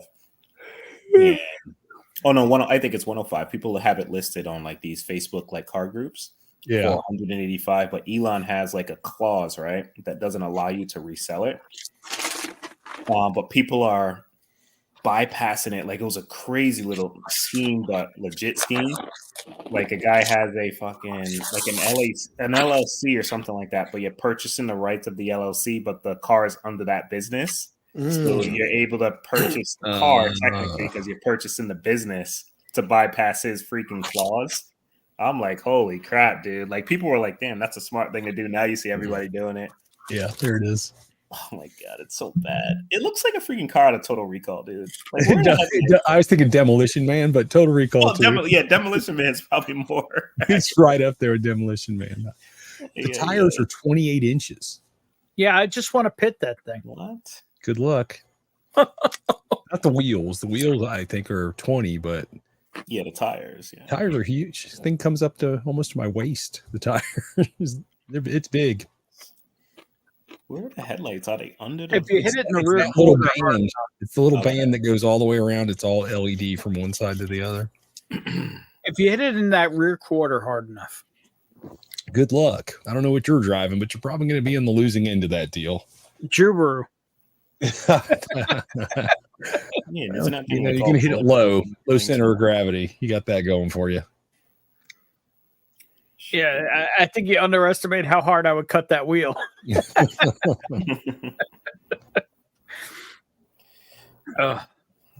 Jubaru. Sure. Yeah, I don't know how many more long trips she's got left in her, but she's still going right now. Not going. Are you pushing 300 on it? 254 or 255 right now. I still got you by about 10,000 miles on my truck. Yeah. Don't worry, she'll get there. I'm like a 267, 268. She'll get there. That's a lot. Although I'm definitely renting a car for the next trip. There you go. I'm not doing. She's definitely not destined for like 3,000 to 5,000 miles in a week anymore. I love rental cars. Mm-hmm. I love to rent cars. It's fun. You drive it in April, Ben? Yeah. Yep. I wish I liked driving, dude. I love to I would drive. take these road trips, but I can't do it, dude. Like, I'll sit in my car for over an hour and be like freaking ready. I will be honest. One of the only reasons I can do these crazy road trips, though, is this community. Yeah, I love this community too. Blame but I'm like, us. just let me know No, when you because be it's there. literally people who say, all right, you drove 8 hours, come hang out and have a cigar and a drink, and here's a room. You know what I mean? It's like, That's true.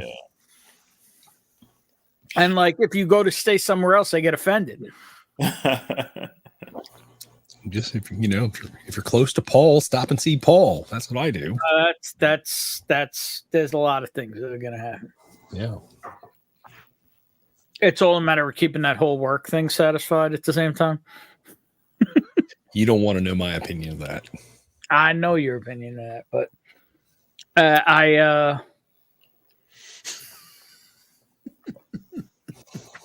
I need to be gainfully employed at the moment. There you go. Oh shit! I missed what y'all were talking. Unlike drummers, there's a lot of people who can sing. There's only a certain amount of people who can drum at a certain level. Yeah, well, I'm on a permanent hiatus right now because of the injury. So until further notice, that's where I'm at. You're in a permanent temporary hiatus. I hope it's not permanent, but it's feeling a lot more permanent than it has before. March 15th. Jerry Black. I did get some sun today, though. Look at that. Yeah, you did. The sun. It was like 65 here for us, which was. I got some Doritos today. Oh God, I could go for some Doritos. I don't have any Doritos. I don't really have any snacks. That's here. right. Somebody said Ludwig was here. I said Ludwig was here. Yeah, you did. It's going to be 86 here in Florida tomorrow. Jeez. 86. Guess where I'll be tomorrow? At the beach. I'm about to 86 everybody in Florida. I'm going to go to the beach. That's what I'm gonna do. About 30 degrees warmer. Bench Slammer, you're not wrong. Just left Bourbon Blog's house, who's also Cohiba cigar. For... Damn. There you go. Ludwig, did you work things out with Brad yet? I just got to ask that.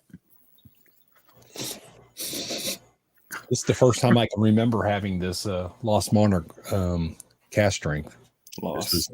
I had it once when I cracked it, and I haven't revisited it. Yeah. I don't remember. I'm drinking a very herbal Backbone single malt. Yeah, I thought it was okay. I like the regular Lost Monarch. I like the regular Lost Monarch better than the cast strength, and I like What's the cast funny strength. Is I just remembered there was a local stream tonight, an hour before this stream, for a Lost Monarch tasting with the master distiller, and I completely missed it. Oh well. Mm-hmm. He was here 6 months ago. He was signing bottles. Like, I think I have a regular Lost Monarch signed by him. I don't even know his name. Like, my store just had him. Oh, what's up, Troy, man? Yeah, Troy, get a Tesla. No. Yeah, Troy, man, get a Tesla. Troy, get yourself a Cybertruck. Just fucking ride in it. Get yourself a vehicle that could drive over a speed bump. Freaking demolition, man. That's I'm just thinking by the shape of that thing, at a certain point, there'll be some sort of collision where something hits that thing and it's a ramp and they're just going to take off. You know? Wow. Jerry is rolling the dice and then some. Forget about the new place.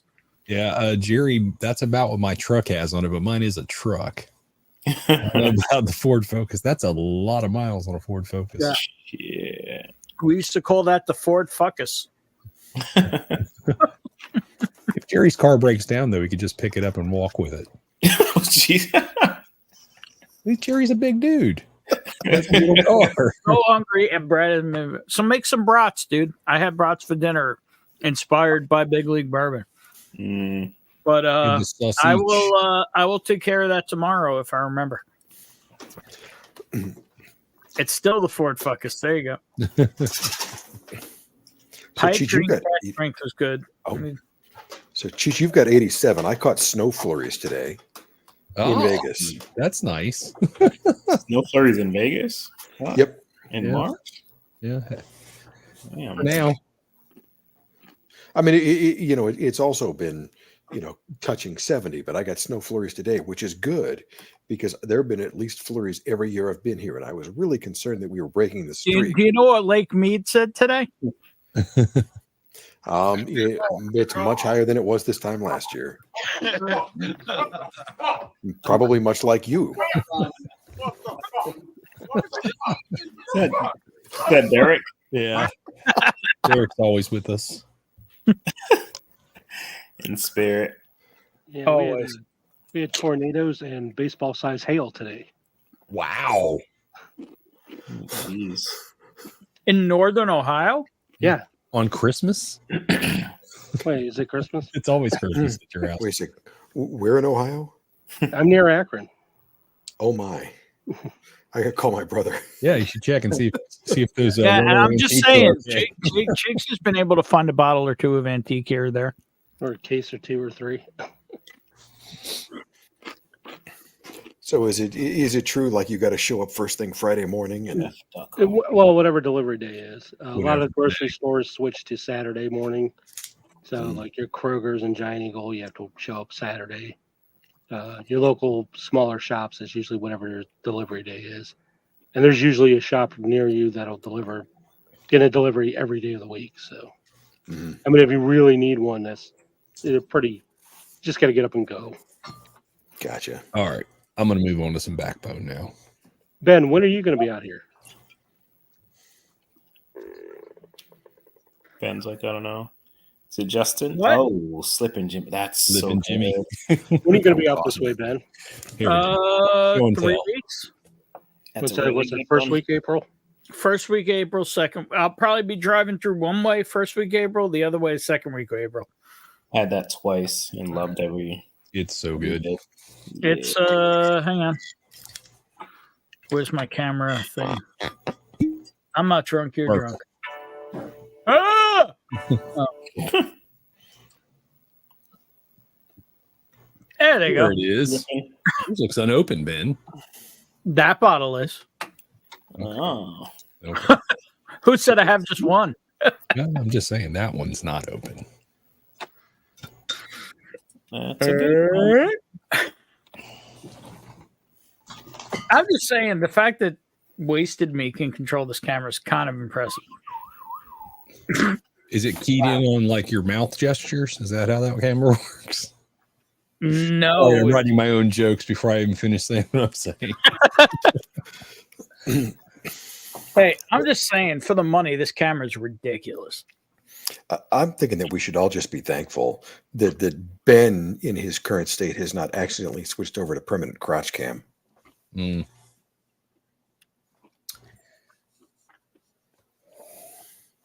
Oh, wow. I don't remember that. I mean, I love MGP. I can't help it. And Nolan is like my dealer. The first 47 tastes are free. At this point, where else can you get high-aged, sometimes double-barreled or finished MGP? Backbone. For under $100. Yeah, not high age, but yeah.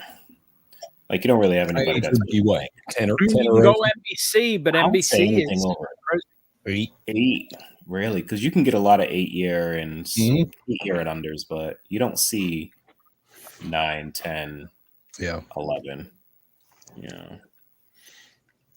Give me like all the not 9. not at the $60 to $80 price point.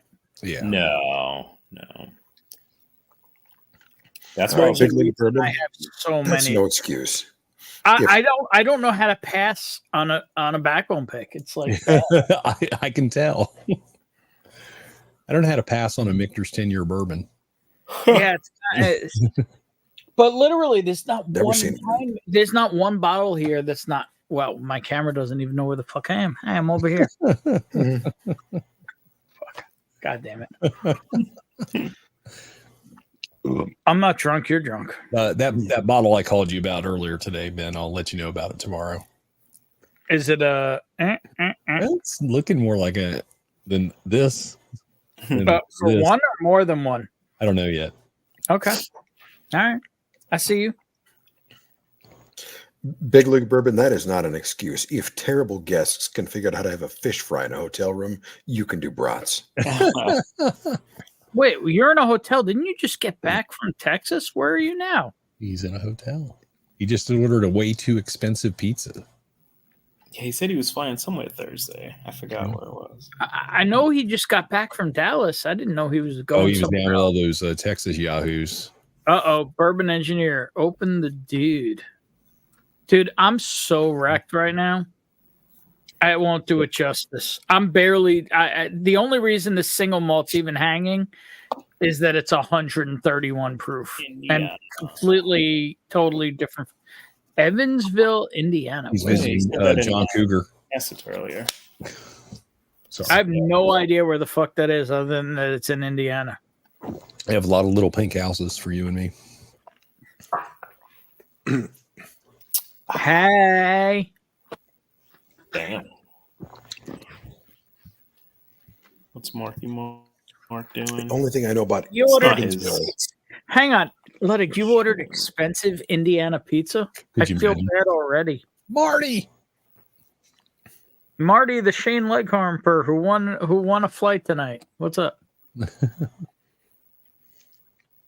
An hour 40 from Louisville.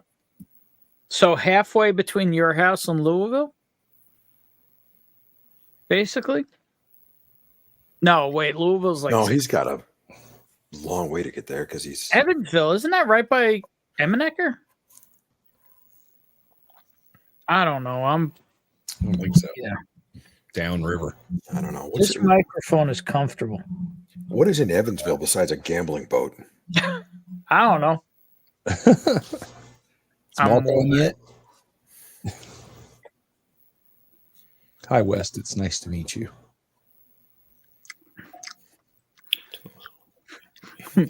Pennsville. That's Hammeredstown, USA right now. Bentonville, New York. Yeah. Well, thank you all. I hope when I had Nolan on, it was actually entertaining. Good. Yeah. He was a great guest. Oh yeah, it was really good. I could show you the text message. He literally was like, "Yeah, let's just keep it to an hour." And I was like, I'm thinking in my head, there's no way we're going to keep it to an hour. I've drank with this guy too many times. I've been to his place too many times. But I'm like, okay. And we're through 2 samples and we're over an hour already. I'm like, I just kept waiting for him to say, all right, I'm out of here. But Ben, don't look at Ludwig's last message. Just don't look at it. It's mortifying. I mean, the No. I mean, the only thing is you got the good crust dip. As long as you got the garlic dip, as long as you could dip the crust, I can roll with it. I mean, look, you know, in times of crisis, you got to do what you got to do. Not eat pizza. That's what I would do in that case. Yeah, but what else is open? I'd rather eat a cardboard box than than that pizza. Nah, see. No, with I'm the kidding. I'm kidding. No, Obviously. with that garlic dip, I can get down with the crust. I don't like to dip my pizza. It's kind of a No. I said just the crust. You rip the crust off. The crust isn't good enough to eat on its own. Exactly. That's why you got to dip it in the dip garlic. it is. Rallies. You should have got Oh, rallies. rallies. Do you get two for $6 spicy chicken sandwiches? Yeah. Spicy And the- chicken sandwiches is where it's at. Right and the there. fries. I mean, here they're Fries, called fries. checkers and not rallies, but spicy chicken sandwiches are where it's at right there. Rallies. Never Get heard of yourself that. a big Buford while you're at it. Nah, spicy chicken sandwich. I'm just talking shit. I know, It's but cheap. You can get one of each. I actually really enjoy their spicy chicken sandwich. I don't know why. It's like a guilty pleasure. Their spicy chicken sandwich has a special place in my heart, and I don't know why. It shouldn't be there, but it is. Chick-fil-A spicy sandwich for me. Chick-fil-A. Nah, I like that spicy sandwich. For they me. don't like Jews. What did you say? They don't like. They don't like Jews. Oh, they love everyone. As long as it's not Sunday. Yeah, exactly. That's the only time I want to eat Chick-fil-A is on Sunday. There's actually like some kind of legislative action or something in New York to make the Chick-fil-A's open on Sunday or something. Yeah, I can tell you this: when we have hurricanes here in Florida, Chick-fil-A will open on Sundays. Really? After a hurricane, yeah. Just Yeah, to because they got to make up for business. just to make sure people can get food in the areas where you can't cook and stuff. Well, that's different. Yeah, but I'm telling you, they'll do it though. They will open up in a crisis. Well, yeah, that at that point they better not be charging. Also, that better be charity. They're very good to the first responders. I can tell you that. Jeez. I just Yeah, don't but like their food. Is my problem. The best thing they've got is the waffle fries. The waffle fries are good. Waffle So you fries. don't like their chicken? I could take it or leave it. I've been to one twice. I actually like their unbreaded, the nuggets. I do the breaded nuggets. I like those too. I'm with you, Ben. I like the grilled. Mm-hmm. Yesterday, I was having the grilled burrito before work. At the same time, they think I'm going to hell, so I tend not to eat there. Listen, your money's just as good as a Christian's money. Mm-hmm. It is still a business after all. Yeah, they do. They make stupid money too. It's crazy. Yeah. Oh yeah, Unreal. I've never seen a drive-through like a Chick-fil-A drive-through. I don't get it. We have a Culver's here that has a triple drive-through. The Chick-fil-A's only have double drive-throughs, but we have a Culver's with a triple drive-through. What? All right, I'm going to be a very New Yorker here. What's Culver's? It's like Midwestern butter burgers. Butterburger. Yeah. What's a butter burger? Just like it sounds. They make a burger. It's slathered in butter. Oh, I'm sorry, Sid Jackson. Ooh, I am real. What's up, CJ? Portillo's. Yeah. They got some good dogs. Oh, we don't get a Portillo's here. I wish. The tip and delivery was as much as the pizza. Yeah. That I believe. That's And David's got it right there. The Wendy's spicy chicken sandwich. That's really good too. That's like a close second for me. Then maybe they Popeyes changed one. their chicken around here, though. The Wendy's chicken's not the same as it used to be. You know, in all honesty, I may actually like Their that one. pleasure.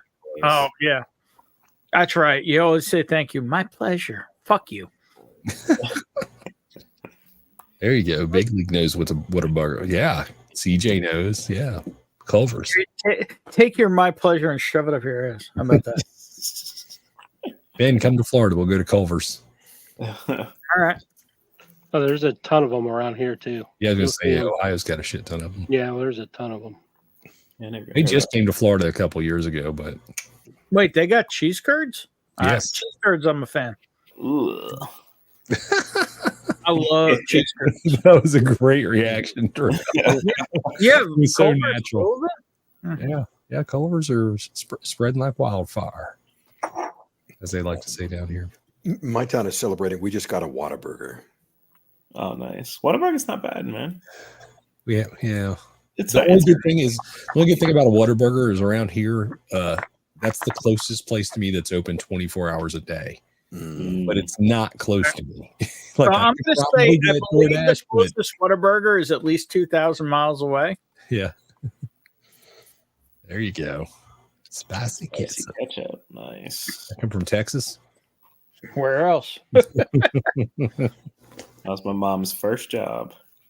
Really? Yep. That's in crazy. Texas, Whataburger. Think she was freaking. Wow, I 17 know I'm years drunk because I thought about saying shit. It's best you don't. I didn't. I at least knew there was a line. There you go. But There I you go. thought it. And that's how I know I'm hammered. Because when you start thinking about saying wrong shit to Darrell, you know you're hammered. Yeah. Because he's the fucking nicest guy around. Those are called intrusive What's up with thoughts. my dumb ass? Those are intrusive thoughts right there. Oh, cheers, Vic. Hey, what's up, Vic? Victor. All right, did I drink this Van Winkle rye? Ooh wee. Yo, what's up, Vic? Oh, shit. Isn't Mark live? Mark's been live for 15 minutes. Wow, I might be drunk. Mm. All right, y'all. Go hang out with Mark. Yeah, go hang out with Mark. Tell him Nolan sent you if you go over there. I don't want to step on Mark's toes. I'd rather go have a drink with him. But we are going to go to the after party. So if you want to come hang out in the after party, come hang out in the after party. Otherwise, please go hang out with Mark and tell him Nolan sent you. I'm going to shut this off because I'm hammered and fucking MGP and Backbone and all that stuff. Oh, shit. All right. Cheers. All right, everybody. hang on. I got to paste the link again. There you go. There's the link. Apologies for not pinning it, but I might have had a little bit of MGP tonight. And yeah, go show Mark some love, please. Because not for nothing, the dude that is not at 1,000 subs that needs to be at 1,000 subs is Mark. Yeah. That dude puts in so much effort, gets in all the distilleries, so many veteran causes, and he's like 120 from 1,000. We'll make some new accounts. 61. Yeah. So go show Mark some love. Thank you for hanging out with Nolan tonight. I hope I tried to do it justice, but Nolan got me messed up on his whiskey. Congrats to Marty. Congrats to Tommy motherfucking D. And yeah. Cheers, y'all. Cheers. I had a